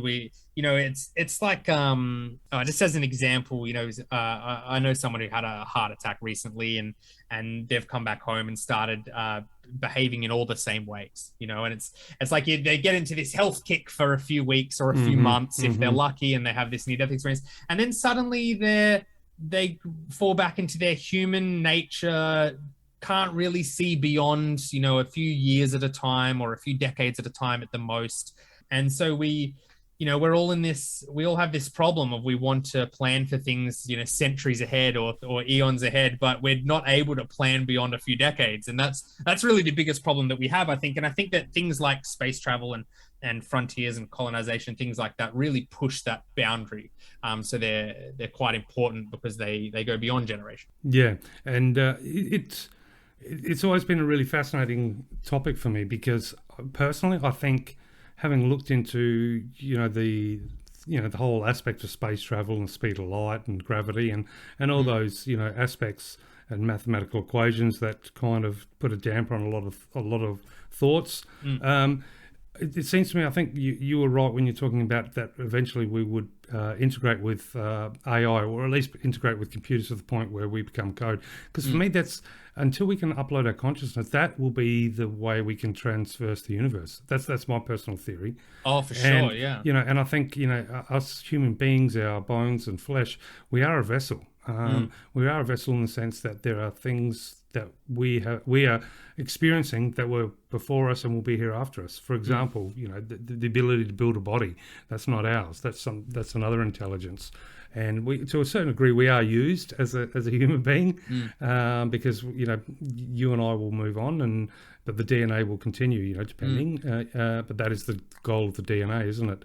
And that was kind of the premise, or the seed for my, the hallucinogenic project. What if there was actually code written in the DNA that's set there to wait until we reach a point where we have the technology to unlock the code, and then what happens? But very cool, very cool. But I think we can see that now as in society, where it's like the baby steps in social media and stuff, where people's identity is changing. The idea of sex is falling away. There's no point for it. And I think that might be like, we're in the kiddies pool at the moment, just sort of splashing around. A couple of people peeing in the corner, you got to get them out. There's tears, there's splashing and all that sort of stuff. But ultimately we're going to dive in the deep end at some point, and that will be, once you integrate on an electronic level, then biologically speaking, you got no need for the body. But I think what we do here is we'll determine what is that transverses the universe, isn't it? Yes. Is it a bunch of angry, humans that were really angry that they didn't get 6 gold taps in their 24-bedroom house? Is that what we want to spread across the universe? Or is it time now, this precipice of technology, to really start to reset, rethink about what is our goal, and do we worry about ourselves on an individual basis, or do we start dedicating our time to putting together the right people in the right society to build that technology? So it's a fascinating thing, and I love the idea that that's something in a roundabout way you're also looking into. What makes it worthwhile. I love the concept of technological integration. I'm actually working on a manuscript now, which I'm hoping to go down the traditional publication route in the next 3 to 5 years, land myself a literary agent or something of that nature. Because the story, it means so much to me. And I've actually just recently applied for the Queensland Writers Fellowship to have them fund the manuscript as well.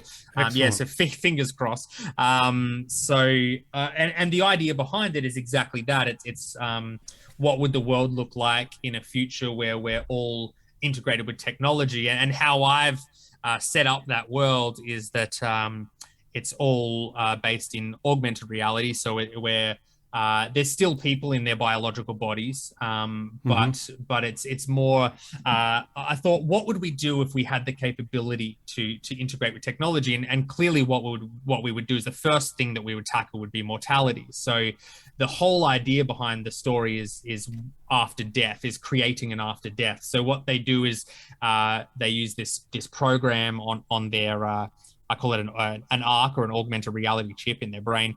And they use this program where they map every neuron that ever fires across their entire lifetime. And when you die, all of that is in a server that you pay for like a house. So you've got some people can afford a few decades after death. Some people can afford a few centuries, and the elites can afford millenniums. And what happens when you die is you become a ghost, a scientifically accurately explained ghost, where you're now just a hologram integrated on the new internet, which everybody can see. Everything is made up of holograms. So there's these ghosts walking among us, and they live in society, and they have positions of power. And it's this new divide of a new race, I suppose. But it's it's just us living after death. And I wanted to explore that society. What would that society look like? What would it be? Would we still have the division that we see? Would we still have all the problems that occur in the world? Or would it be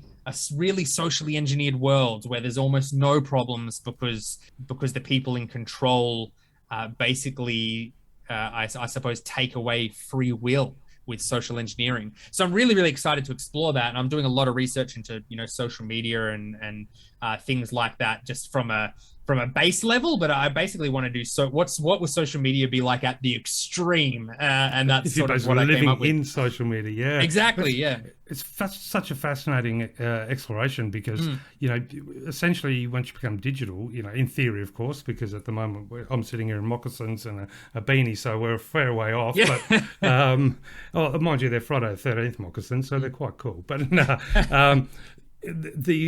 because once you're in theory, if you're digital, then you have to take away things like dopamine and serotonin, like those happiness things that give you the motivation to do things. So because if you're not getting a bout of happiness to do something, you wouldn't do it. Exactly. Exactly. So, I really want to explore the ghosts in this world being evil, not evil in the objective sense, but just in the losing their humanity, like the elites who become ghosts for millenniums and never run out of their server space, that they would be really evil compared to new ghosts of 10 or 20 years because they've lost their ability to have human compassion. Whereas newer ghosts, the opening chapter is somebody who's just turned into a ghost, and the first things he describes is like feeling his fingers and his organs, even though he knows they're not there. So it's almost that phantom limb, issue. And I think that's going to be a really just the whole story itself is going to be really, really cool to write. I'm very, very early into it. And I've never told anybody about it other than my best friend and my wife. This is the first time I've mentioned it publicly. I'll keep this one a secret. Yeah. So to anybody out there, I've got it all copyrighted. It's going to be a lot of fun to write something like that for sure. Yeah, it sounds like amazing fun. And speaking of writing, obviously we're talking about your brand new science fiction Astrius, but it is book one of a series, so you've got that on the burner, that the ghost in the digital realm. Yep. Now what about the future stories for the current series? Is that something you've already got mapped out? It's just a matter of putting together, or is it I've got 15,000 words of the first draft done for the sequel. Beautiful. And it is only going to be a duology, so it would just be the 2 books in the series. One day in a few years I'll probably do a re-release where I merge them as one book. Okay. Because the first one, I have this big problem as a writer where I love ambiguous endings. So So I wrote it with no intention to do a they're sequel. the best endings ever, though. Come on. I know, they're incredible. They're great. They're great for writers, but readers, I think, hate them. Most of my readers, I was like, well, that's it. It's done. It's over. And they were like, well, hang on a second. What happened? So that's really the reason I'm writing the sequel is really for the readers. And because I've grown to really love the characters. Obviously you always form an attachment with the people you write about. And I think they've got more of a story to tell on a much grander level, beyond just the ship that they were on in the first book. So I'm writing the sequel. It's also going to be the ending.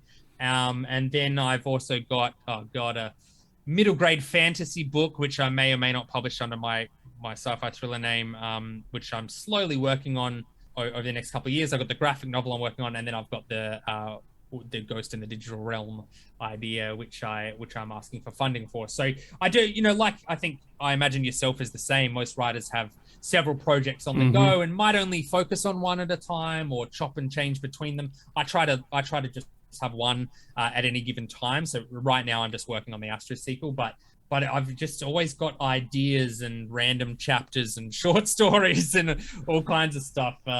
So yeah, I think the hardest thing I find, which is probably the same as most writers as well, is just the discipline to do it every day, to just make sure I get it done.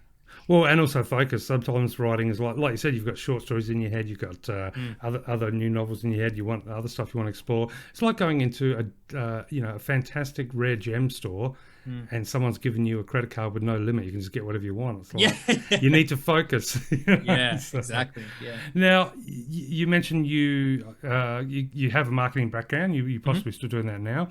So for other authors out there that are maybe just entering the realm of marketing their book, or they may be finishing a book and looking down the barrel of the marketing aspects, in the near future, what sort of marketing are you doing for your book, and what have you, what sort of tips that you think a lot of us, myself included, who don't have that marketing background per se, what sort of things are you doing, and what sort of things that might be surprising to do that we might not think about, as in people that don't have that background in marketing? Yeah, sure. What I've found when I speak to other writers I know who maybe don't do any marketing for their work and things like that. From what I've found, that a lot of what I do seems impossible just kind of as a first thought to them, whether it's a radio or podcasts or these kinds of things, blogs, submitting to really established authors, submitting to awards programs and writers fellowships and all these things. I think that when you've got a marketing background, you just know how easy it is to market. Like it's just the old expression, ask and you shall receive, right? Like it's just about asking. It's just about getting your feelers out there in the world and making sure you're always on the emails and you're always on the phone and you're always doing something to find your audience. So most people I see are just sort of, tweeting, purchase my book because this is what it's about. And they think that the synopsis of their book or the cover of their book is enough to sell a book, but it's not. You really have to establish relationships with people, with readers, with everybody, with people in the community. And so at a base level, I've got things like my Twitter and my Instagram where I'm just constantly developing relationships with readers or other writers and things like that. Bookstagram is absolutely amazing. That's just a bunch of people obsessed with reading, and they just all share their favorite reads, and I just do the old marketing technique of 80-20. 80% of what I share is reads that I enjoy and things that they're going to enjoy to see, and then 20% of it is here's my new book, check it out if you like sci-fi. It's about not being too in your face and not, you don't want to be on the street begging for money. You want to be showing people that you're worth something.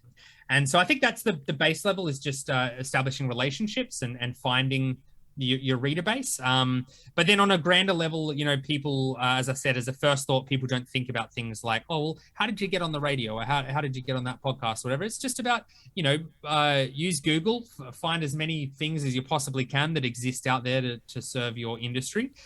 For us, it's obviously book releases. And, make a list and email everyone you can. And, that's obviously how I met yourself, was just through emailing, requesting, saying, oh, hey, I like what you guys are doing for Australian authors and with books. And I've never seen this before. And your website's great. And, I'd love to be involved somehow. Are you able to catalog my book? How do you feel about me coming on the podcast? Things like that is, it's just a matter of, you send out 20 emails or you make 20 phone calls and you're always going to get one back with some kind of positive news or some kind of assistance. Yes. So it's marketing has always been a numbers game. I used to be spend all my time on the phones selling timeshare, which is a very tough job. Yes. And so I'd just be on the phones, and it was always in every call center or every sales floor or anywhere that you ever go in the marketing industry, they'll always tell you the same thing, which is it's a numbers game. I'm a little bit more about quality than quantity. I really like to establish relationships more than anything, because I think it's just better and it's more authentic and it's genuine. But a lot of people out there might just want to send out 1,000 emails to 1,000 places and hope 10 or 20 bite. But that's definitely all the advice I could give, is just self-motivation. Just get in front of the computer and get in front of your phone and do it. It's sitting there saying, oh, no one's buying my book, when you've only sent out a tweet and asked friends and family to buy it, it's not enough. And I discovered that the hard way with my first novella. So it's just a learning experience. It takes time and practice and patience. And eventually you'll set up things like I have, which many successful indie authors do, which is, I have a website, callanjmulligan.com. If you go to that website, you get a free ebook of your choice of one of my books, as long as you sign up. And what you sign up to is a monthly newsletter where I give people first looks and insights into everything I'm doing, and hope that establishes a relationship with them as a reader. And it also means that I'm harvesting data. I'm getting all these emails for future book releases and for future. So it's about going beyond just the social, the Facebook or whatever you're using. It's about just trying to get your fingers in as many pies as possible and find the ones that are hot. Yeah, such fantastic advice. So thanks for that. And, I think one thing that sort of I take from what you've just shared with us is that when you write a book, it takes a lot of courage to write a book.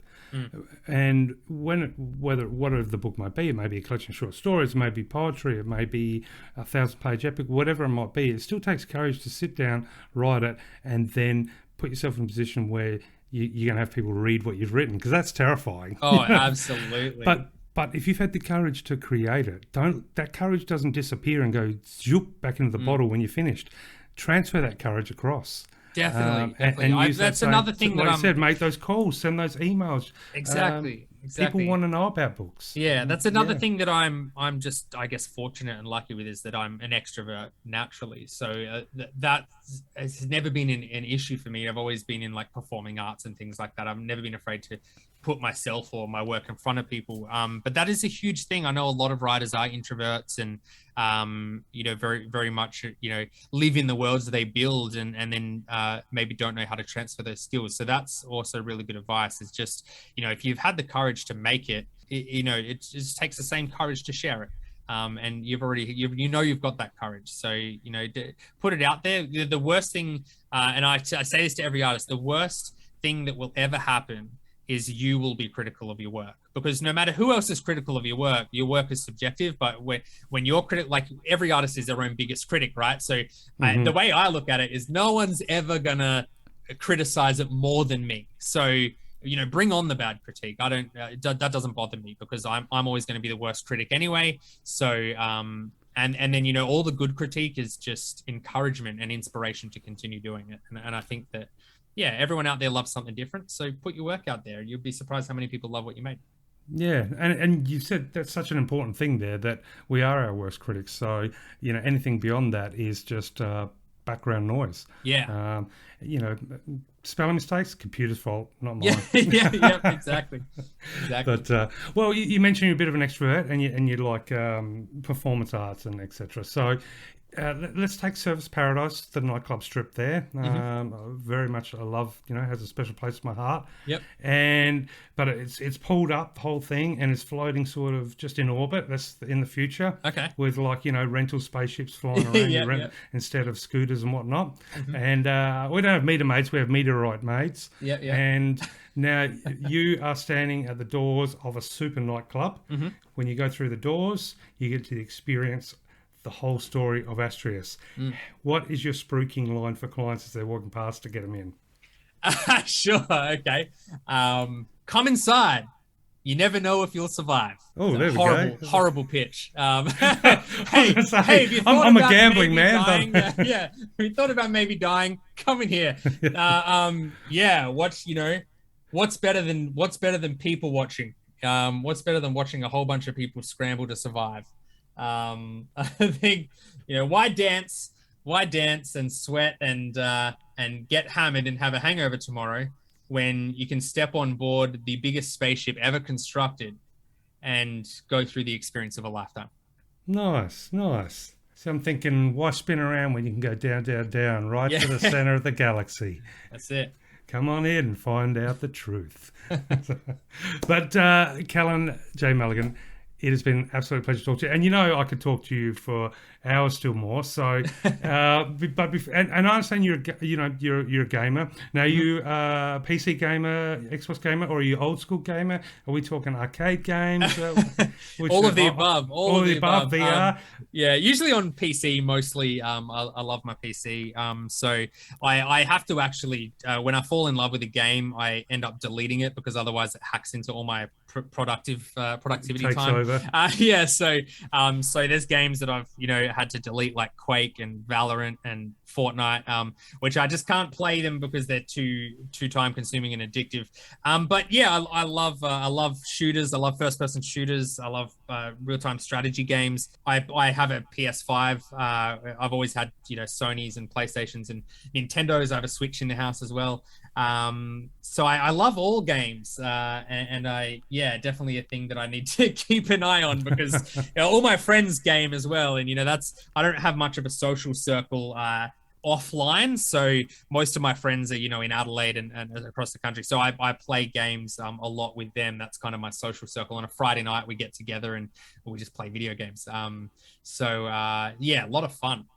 Oh, absolutely. There was a stint there where I wasn't so much of a gamer because just focusing on music and other stuff, being an ex-muser and whatnot. But then I got back. I've got an arcade machine there, which I love. And so I can go play Gallagher or Galaxian or whatever. And that's good because you've only got 3 men or 5 in this instance. I've retweaked it. But, when your men are over, it's done. So I love it. I get up on Sunday morning in my PJs, flick it on. It's in a video store that I've built. And feels like you wouldn't remember the Academy Cinema City, but it's an old video store anyway that I've built, and get to play those games. So they're nice and quick. But then I was given a machine, and that's kind of been it's taken over a bit because I discovered Dead by Daylight. So good game too. So, it's a fantastic game. So that's my wind down. When I finish doing work on the website or writing or whatever it might be, I do a 7.8 dive into the beanbag and then put on the headphones and just getting chases with killers. It's a great stress relief. Yeah. But I could definitely see how the game. I've got all the VR stuff here as well. So it's just amazing. I mean, I've grown up with from the Pong on the TV to the VIC 20 to the to the TRS-80 to the Commodore 64, the Commodore 6128, the Amstrads. I worked in arcades and watched the the earliest console in my lifetime was probably not in my life, but the earliest console I remember in my lifetime would have been the original Nintendo, Nintendo. And then I had a Super Nintendo when I was like 7 or 8 was sort of the first console I owned. But I remember being like 5 and seeing the Nintendo for the first time. But beyond that, it was always the old Segas and the PS1, PlayStation 1 was really my first major console where I never got off the couch. And then eventually PC. I mean, there's just something about mouse and keyboard that it's just so far superior to any controller. I agree to a certain degree. I've done a lot of Wolfenstein back in the day when I was living on the Goldie in Palm Beach. They had Return to Castle Wolfenstein on the PC. Yeah. And I couldn't imagine trying to do that with joystick, I know. But, it would be hard. But isn't it fascinating that, essentially, if you go back less than 100 years, the perspective from an individual back then is that we are living in science fiction. Oh, definitely. And it's such a beautiful, endless loop, isn't it? And then here we are in science fiction, trying to imagine science fiction in the future, but unable to accept that we are in science fiction. Yeah. I've got the headset behind me. I can pop it on with no cables or anything, and I can go to your Google Maps and be standing and looking at the pyramids in 3D VR. I can be on the street shooting at terrorists with my friend hooked up. It is just mind blowing. It's absolutely mind blowing. It's almost I get what you're saying. Like I know that like 100 years ago or 200 years ago, or I should say 300 years ago, people would see the Industrial Revolution as science fiction. that would be mind blowing to them. So 100%. Yeah, it's just kind of endless, isn't it? That's where the existential part comes in, realizing that we're not in a static mode. We are just part of a fluid motion of some sort of transfer. But there we go. Hopefully these are the questions that readers will be inspired to ponder.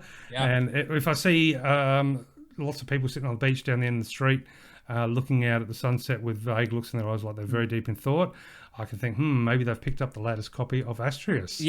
And hopefully have been prompted. Now, where can our readers get hold of your books and find out more? Yeah, sure. So Astrius is available through wider distribution online, so you can get it from places like Amazon, eBay, Booktopia, all the normal places you'd shop online.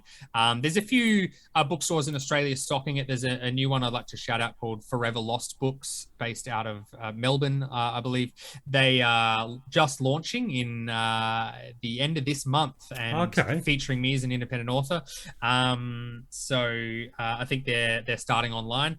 And who's that again? Forever Lost Books. Forever Lost Books. Okay. Yeah. So I'll have to look for the link for the show. Yeah, kind enough to support a lot of Aussie indie authors and stuff, so good on them. And but you can get it from anywhere, but I always direct people to my website. If you go to callanjmulligan.com, because you can get a free copy if you do it that way, and then you get a link to any of the other copies that you might want, and you learn a bit more about me. And I love interacting with people too. Like I said, I like building relationships. I don't just want people to pick up the book and read it. I want to hear what they think about it. I want them to ask me a million questions about it. So you can follow me on Twitter or Instagram or wherever you want, and feel free to chat anytime.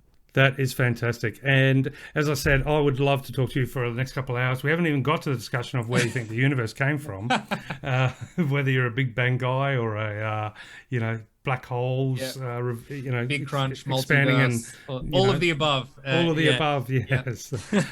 But congratulations on the new book.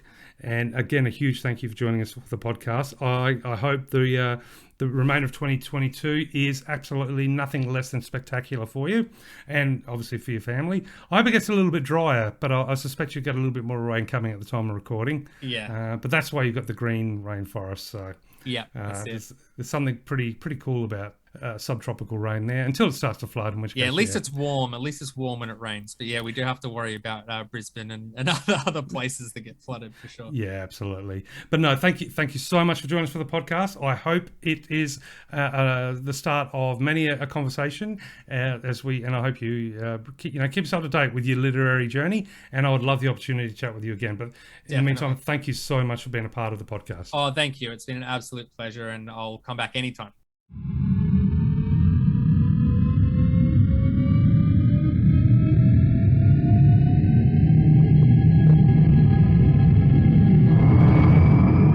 You covered a lot of ground in your chat with Callan J Mulligan.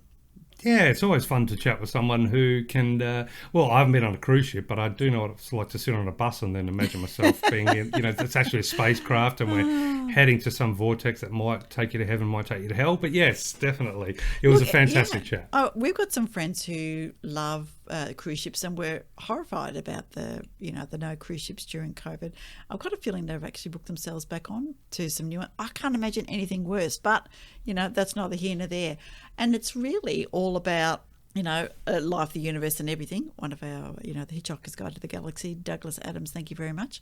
But that intersection between literature and life and existentialism, and I liked your analogy of the mannequin with just the message is the same and it just has a different costume on the top. That was really good. Yeah, well, depending, of course, on how one chooses to approach their writing, definitely. I think, if there's a particular element of humanity or perhaps philosophical reasoning behind the existence of life or the meaning of life, an author might want to take that question and could explore it in a whole different range of genres, and it's still the same question being explored. But then, chatting with Callan made me sort of think, and we were talking a little bit off air about, with science fiction, it has so many tendrils, it has so many subgenres, and so for me, if I think of science fiction, I love that idea of those philosophical underpinnings, those big questions, not just where the universe came from or those sorts of aspects, but what happens to us once we leave planet Earth, and are we moving forward in time or are we just carrying problems across, and all those sorts of things. But that's far from all the main sort of crux of science fiction, isn't it? It could be anything. It could be a robot or a computer in a room, and just conversation with the computer could be the whole funny you story. should say that. So Spike Jonze's film Her, where Theodore falls in love absolutely. with the operating system, that is exactly spot on. That was fantastic. Yeah. And I was doing just a little bit of research for let's just tell people what we're doing. Thank goodness we have now made some space for more panel discussions, because we had such a good time with the romance panel. It seems like forever ago, but it was only just probably only a year ago. But then we've been catching up with so many fantastic authors, but we've allowed ourselves a little space to have a sci-fi panel. So we've got 4 authors that we're going to talk about, and they're from all different sorts of science fiction backgrounds, because as you said, so many different ones. But anyway, more on that later. I was looking up sci-fi and the meaning of life, thinking about the conversations you and Callan were having.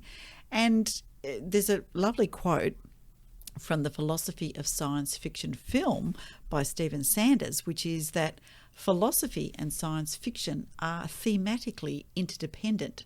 Science fiction provides materials for philosophical thinking about what it means to be human and the nature of consciousness. And I thought, well, that's kind of perfect. I like that, and I think I tend to agree with that sentiment, that that sort of there's a philosophical underpinning in any sort of science fiction writing. It may not be evident all the time, but I don't think that's. I still think I'd like to agree with it though, definitely, because as soon as you put human beings beyond. Well, but see, then I'm already using my bias about thinking of sci-fi as, interplanetary sort of stuff. But from that perspective, as soon as you take humans off of Earth and put them into outer space, then, the real core archetypes of human beings and our purposes and our reasonings are really put under the microscope. So I think that's a given, that there's philosophical sort of tides that go in that ocean out there, but I think even if it's maybe scientific exploration just with technology, it might only be 2 years in the future as sci-fi. Absolutely, they're just kind of a little twist on our own reality. Which is going to be, which I can't wait for the science fiction panel, because these are all the really groovy questions. So we'll be able to, get some feedback from a bunch of great authors and see, hear all the different approaches. Absolutely. As well as, do you like your science fiction with space and technology and military stuff, or do you like the twist, the slight twist on reality that just takes our own future, or is it a dystopian future? There's so many bits and pieces. Anyway, let's not get too far into that. I thought that it would be good to share with you some of the books that, well, I guess, what does science fiction mean to you? And I have to say that when I looked up all of the books that I was, reading, because I am a little bit older than you, Darren, let's just put it out there, then I was... Yeah, well, we'll see in some ways. I was reading mostly, middle-aged white guys. I was reading Asimov, Arthur C. Clarke, Philip K. Dick. Some of these guys were younger, of course, when they were writing this. E. Doc Smith, Robert Silverberg, John Wyndham, Larry Niven, Robert Heinlein, Roger Zelazny, Paul Anderson, Philip Jose Farmer. I was reading about robots. I was reading the Lensman series. I was reading Dune. I was reading Foundation. All of those kind of things. The women were very few and far between Ursula Le Guin, of course, brilliant. Anne McCaffrey, Julian May. So some really amazing, women at just so far ahead of their time, doing it for the girls out there. But so many also of those books were shaped by the world as it was. Racist, misogynist as they are. And I've gone back to read some and I think, oh, how could I read that? But it wasn't necessarily those things that attracted me, but it was the thought that there was a world other than the one that I was in. Part A. The key, isn't it? Yep. It is the key. But for me also, part B was the curiosity about how could that work. So for me, science fiction is a little bit of delve into the curiosity and the inquiring mind that I have always had about how would that work, from the very minute DNA cellular bits right up through, quantum physics and all of those kind of things, but up to then political systems and science and society and all of those kind of things. I think for me, that's why I love any kind of science fiction that says, what if? All right, your turn. What if? No, I think that would be the ultimate sci-fi T-shirt on the back. What if? What if? Question mark. Yeah, because that's really what it is. But yeah, I thought about it a little bit, like what a science fiction meant to me, and for me, it's a case of, thanks to science fiction, technology's moving forward. Oh, absolutely. I think what we imagine could be. So we're living in a time where we can pretty much, if you come up with a couple ideas on paper, one you can pretty much say that's not possible, and the other one you can say is, well, it's just a matter of time. So we've kind of at this point where we have a primal understanding. We have this relationship with technology where we can identify things like, okay, that's not a, pick any technology that someone might have come up with. You say, well, it's not around today. We haven't got that far yet, but we will. And versus we also can identify that stuff we won't. So that exploration of technology becomes a background. And so I think of science fiction in the sense of, okay, given that we have a kind of a river of technology that is flowing at the moment, and so certain things we will discover down the river as long as it keeps flowing. So, for example, uploading, to a certain degree, our consciousness into some sort of digital format, and digital may be the wrong word moving forward. It may be quantum computing, whatever it might be, but in this essence, transferring it from one medium to another. I think that's a given. The time scale is up for debate. How we do it is up for debate. Is it going to happen? I think that's a given. So, will it be associated with turning the rest of us into Soylent Green? Well, this is just it, and that's where the science fiction for me comes in. It's like, given that this will happen eventually, what does that? For me, sci-fi is the investigation of how we adapt, or how we, I guess, react to those technologies on an individual level through to society, through to a species. And I find that's profound. And I think that's why I'm drawn to to a certain degree, the interplanetary stuff, if I'm having a good read, is because you're forced to adapt to new surroundings in an instant, as opposed to, over years of technology. So for me, I think sci-fi, I just love it that we are in this river of technology. We know where it's flowing. We're getting to that point where we can guess the sort of technologies that are awaiting us. Obviously, there's a lot of technologies that we've got no idea about that are going to pop up and probably change every aspect of our life as we know it.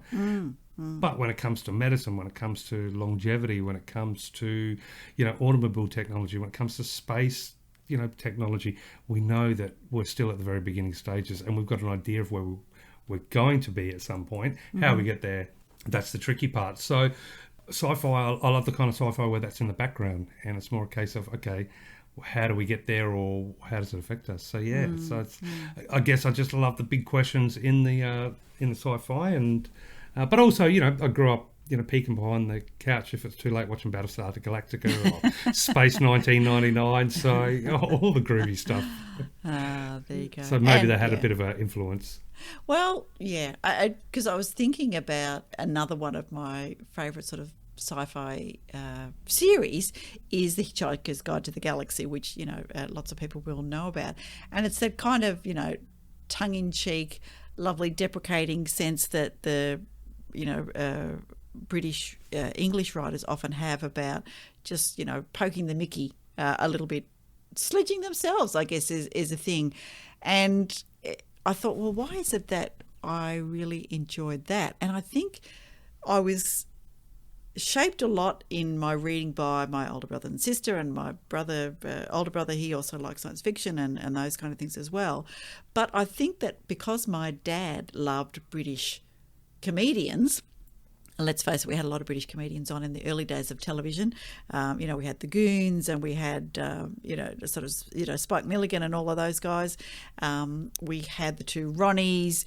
We had all of those things. And so that sense of being able to laugh at yourself meant that I was kind of in the right frame of mind. And so when The Hitchhiker's Guide to the Galaxy came on, which of course, I listened to, this is before the movie, people, we listened to as the radio plays and recordings of the radio plays, then it was just like, okay, so the future could be funny, even if it's tragic, and then it became that sci-fi was almost like just another article of clothing that you could shape your message and see it in whatever way you liked. Yes, and tragedy by its original sort of concept is a bit of a humorous endeavour, isn't it? A Greek tragedy, I guess. Yes, yes. Has a bit of humour in it because you just have to laugh at the absurdity sometimes, and the inescapable premise that we are alive, and there's certain things we're going to not like about that is going to come and take us over. So, I think laughing and looking to the future, and sci-fi's got to be fun, doesn't it? I love horror sci-fi. I've been blessed to be able to see Alien, a number of times on the big screen. I love it. I love reading dark sci-fi, but that's a sort of, for me, that's like a little indulgence. But sci-fi in general is supposed to be fun. It's about, exploring and new planets or new technologies. And there's new issues, new problems, but also new characters, new forms of life, new political issues to think about, new ways of life, all that sort of stuff. And humour definitely has to be at the forefront. I would hate to think that we would find our way amongst the stars with no humour. Well, that's exactly right. Well, that's scary. That's terrifying. Say that segues really nicely into the first quote that I have for you. Yes, please do. Now, I've got a lot today, but I'm just going to try and, keep myself down to just two or three. But this first one is by Ray Bradbury, and really, I've taken the quotes from within their books. So this is from Ray Bradbury's Fahrenheit 451, which was one of the most horrifying for me books and stories, in that somebody would just burn books. How could they? Every book I owned was incredibly precious. But anyway, the quote is from Ray. So Ray, of course, an American author and screenwriter as well, science fiction, fantasy, horror, mystery, and realistic fiction. The quote is, "Stuff your eyes with wonder," he said. "Live as if you drop dead in 10 seconds. See the world. It's more fantastic than any dream made or paid for in factories." Yes, it is, isn't it? And it's such a difficult dance too, isn't it? Yeah. To allow the wonders and mysteries and just bedazzling, spectacular aspects of life to sort of salt your senses, which it will if you sort of say, okay, it's over in 10 seconds. Yeah. But the behaviour reactions, I'd never use my ATM card again, but I'd end up in jail pretty quick if I worked out I was only here for 10 seconds. But I think it's a beautiful thing. And that's the dance. I think that's the dance between society and the stars, and that is finding our place amongst the universe while, stopping at the red light, and in between allowing the majesty of all that's around us really inspire us. Yeah. What quotes have you got for me? I've actually got two quotes, obviously. Mm-hmm. The first one's a bit of a long one, and then and the second one's a short one to compensate. So thinking about space travel and whatnot, and our place as a species, and whether we will become a star-faring species or not, it remains to be seen. We're getting there. I'm still a little bit confused why we haven't got too many robots or rovers on the moon, but we've got them on Mars. That makes some sense. But anyway, this is it's a quote by none other than former President John F. Kennedy. So, Those who came before us made certain that this country rode the first waves of the Industrial Revolutions, the first waves of modern invention, and the first wave of nuclear power. And this generation does not intend to found it in the backwash of the coming age of space. We mean to be a part of it. We mean to lead it. For the eyes of the world now look into space, to the moon and to the planets beyond, and we have vowed that we shall not see it governed by a hostile flag of conquest, but by a banner of freedom and peace. We have vowed that we shall not see space filled with weapons of mass destruction, but with instruments of knowledge and understanding. And how's John F. Kennedy? You know how good that quote went down. He ended up, So, but a powerful writing there, powerful speech. I don't know whether he wrote it himself. I know that a lot of politicians have speech writers, but whoever wrote it is I like that, and I think that's the integral part. We don't want to be, we don't want to see space governed by a hostile flag of conquest. I like that, and yet that's exactly what most science fiction is, isn't it? So, and there we are, that eternal dance. But so that was my little quote from John F. Kennedy. A little bit somber, a little bit serious, but my other one's not too bad. Very good. All right. Well, what is your second one? Let me give you a quote from one of my absolutely favourite books by Ursula Le Guin. So it's The Left Hand of Darkness. So I'm not sure if you've read that. Have you ever read No, The Left not Hand off of the top of my Darkness? head. No. Okay, so Ursula Le Guin is an American author and sadly died in 2018, but she wrote fantasy and sci-fi, and as I mentioned, was one of the early readers of mine. And The Left Hand of Darkness is probably, I guess, one of the first what they would have said as a feminist work, in that it follows the story of Genly I. He's a native of Terra, being Earth, and he's sent to Gethin as an envoy of the Ecumen, which is the Confederation of Planets. The tricky thing is he's to ask them to join, but individuals on Gethin are ambisexual, so no fixed sex, and has a really strong influence on the culture, and they can become female to have children or all those kind of things. And it was freaking groundbreaking in its day, because people were like, what? How can that work? And it was just, brilliant to read it. And I read it again, I think last year, a little while ago. So it was amazing as an older person now to reread a book where being non-binary, and it was just amazing in the day that it was, the time that it was written. Whereas now there is just that growing understanding that we don't have to stay in the same boxes. We don't have to, be what people, in power or wherever it might be, say that we have to be. We can be ourselves. And there's two quotes that kind of work really well, but this is Ursula's from The Left Hand of Darkness. It is good to have an end to journey toward, but it is the journey that matters in the end. Well, that's a different wrapping around the old present. That is, the journey, not the destination. Really, isn't it? But it is the journey that matters in the end. So no, I thought that was really good. Yeah, no, I love think that so book. too. It was great. I recommend anybody read it, and read it quietly and listen, because there's a lot of philosophy, a lot of challenging, just thoughts of the two characters that are in there. So fantastic. Go ahead and tell me your second quote. It's a huge one, this one. Okay, this is... everyone tuck yourself in. And no, this is by Arthur C. Clarke. Okay. He once said, "I'm sure the universe is full of intelligent life. It's just been too intelligent to come here." Boom, boom. I think that's fantastic. There's a T-shirt. Yeah, there is a T-shirt. Yeah, that is very good. I'll give you that one for sure. Yeah. I'm going to sneak in one more. I'm going to sneak in one more because this is by N.K. Jemisin, and she is, of course, Nora Kieta Jemisin, I think is. I'm probably not pronouncing that correctly. So she's an American science fiction and fantasy writer. I love her book about the city that we became. This is from her book, which I've also read, called The Fifth Season.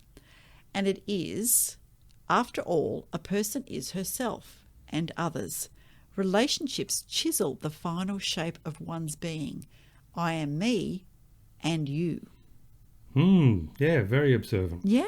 Yeah, definitely. Yeah, so I thought that slipped nicely into the whole, life, the universe and everything being 42, Hitchhiker's Guide to the Galaxy. But actually what we were talking about, which is, philosophy theming really closely with science fiction. There you go.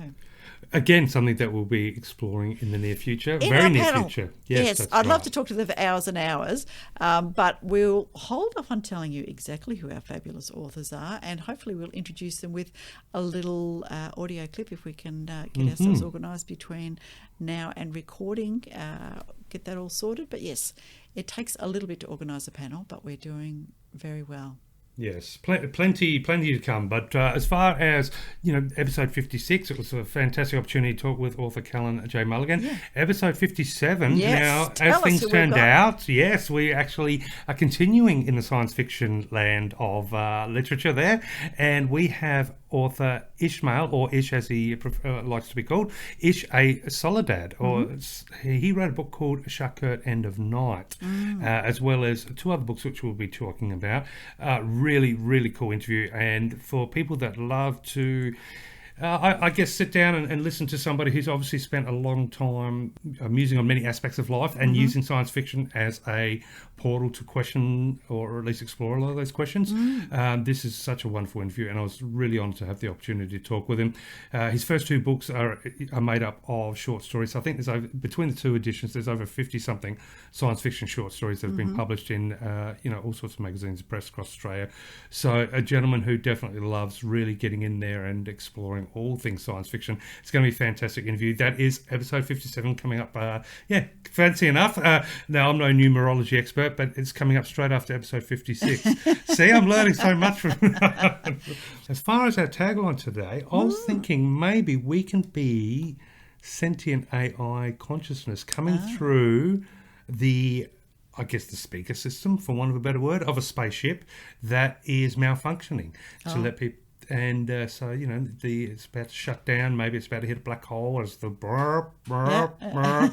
And, so what do you think? Let's see what you can do about that. That would sound very appropriate. And, of course, if you want to, tell us like Barbara did, that she listened to one of the episodes and went on to buy a book. We'd love to hear that story and share that with other listeners.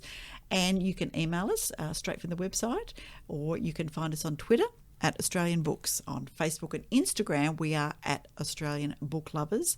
And authors, if you would like to get your books on the website and get in the lineup to have a chat on the podcast, then go to australianbooklovers.com/for authors and drop in all your details for your books. Absolutely free. I know we're mad. One day we'll get around to making some money, but we haven't got that yet.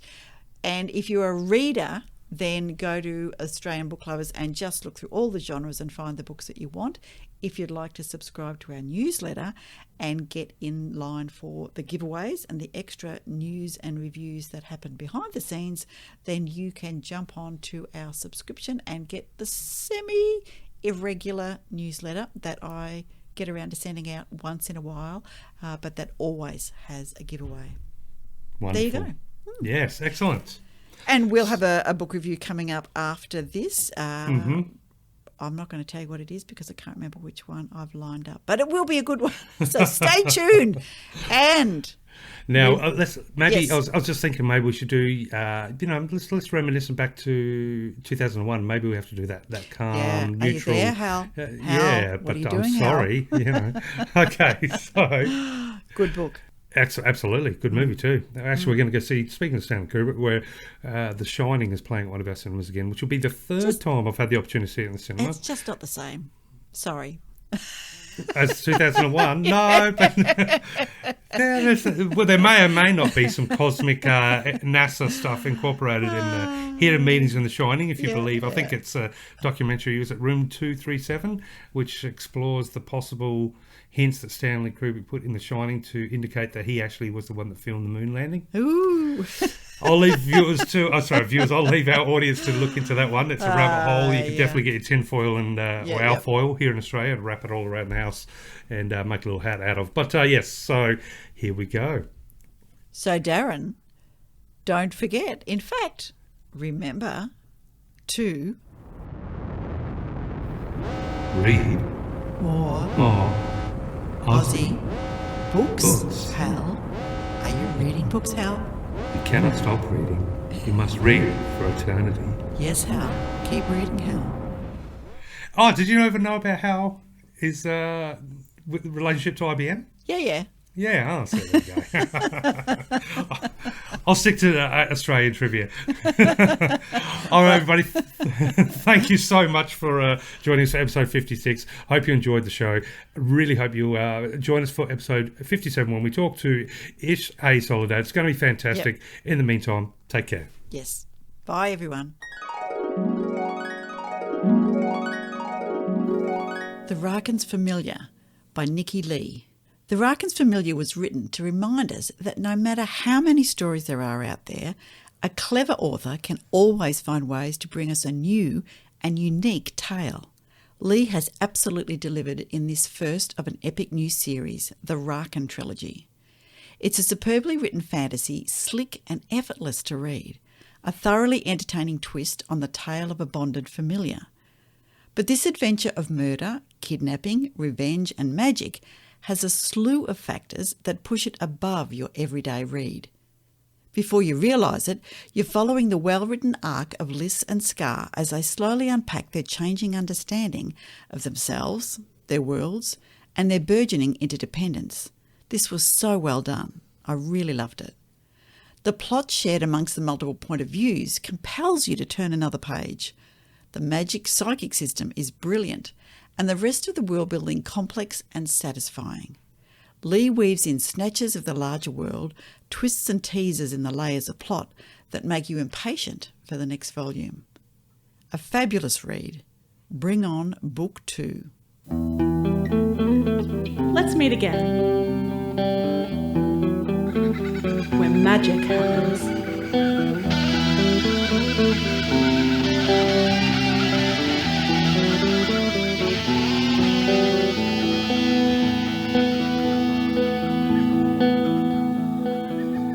Australian Book Lovers acknowledges First Nations peoples and recognises their continuous connection to country, community and to culture.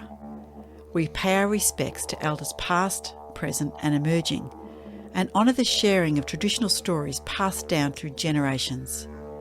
We're committed to a safe and inclusive welcome for authors and readers of all cultures and backgrounds, including people of LGBTQIA+ communities and their families.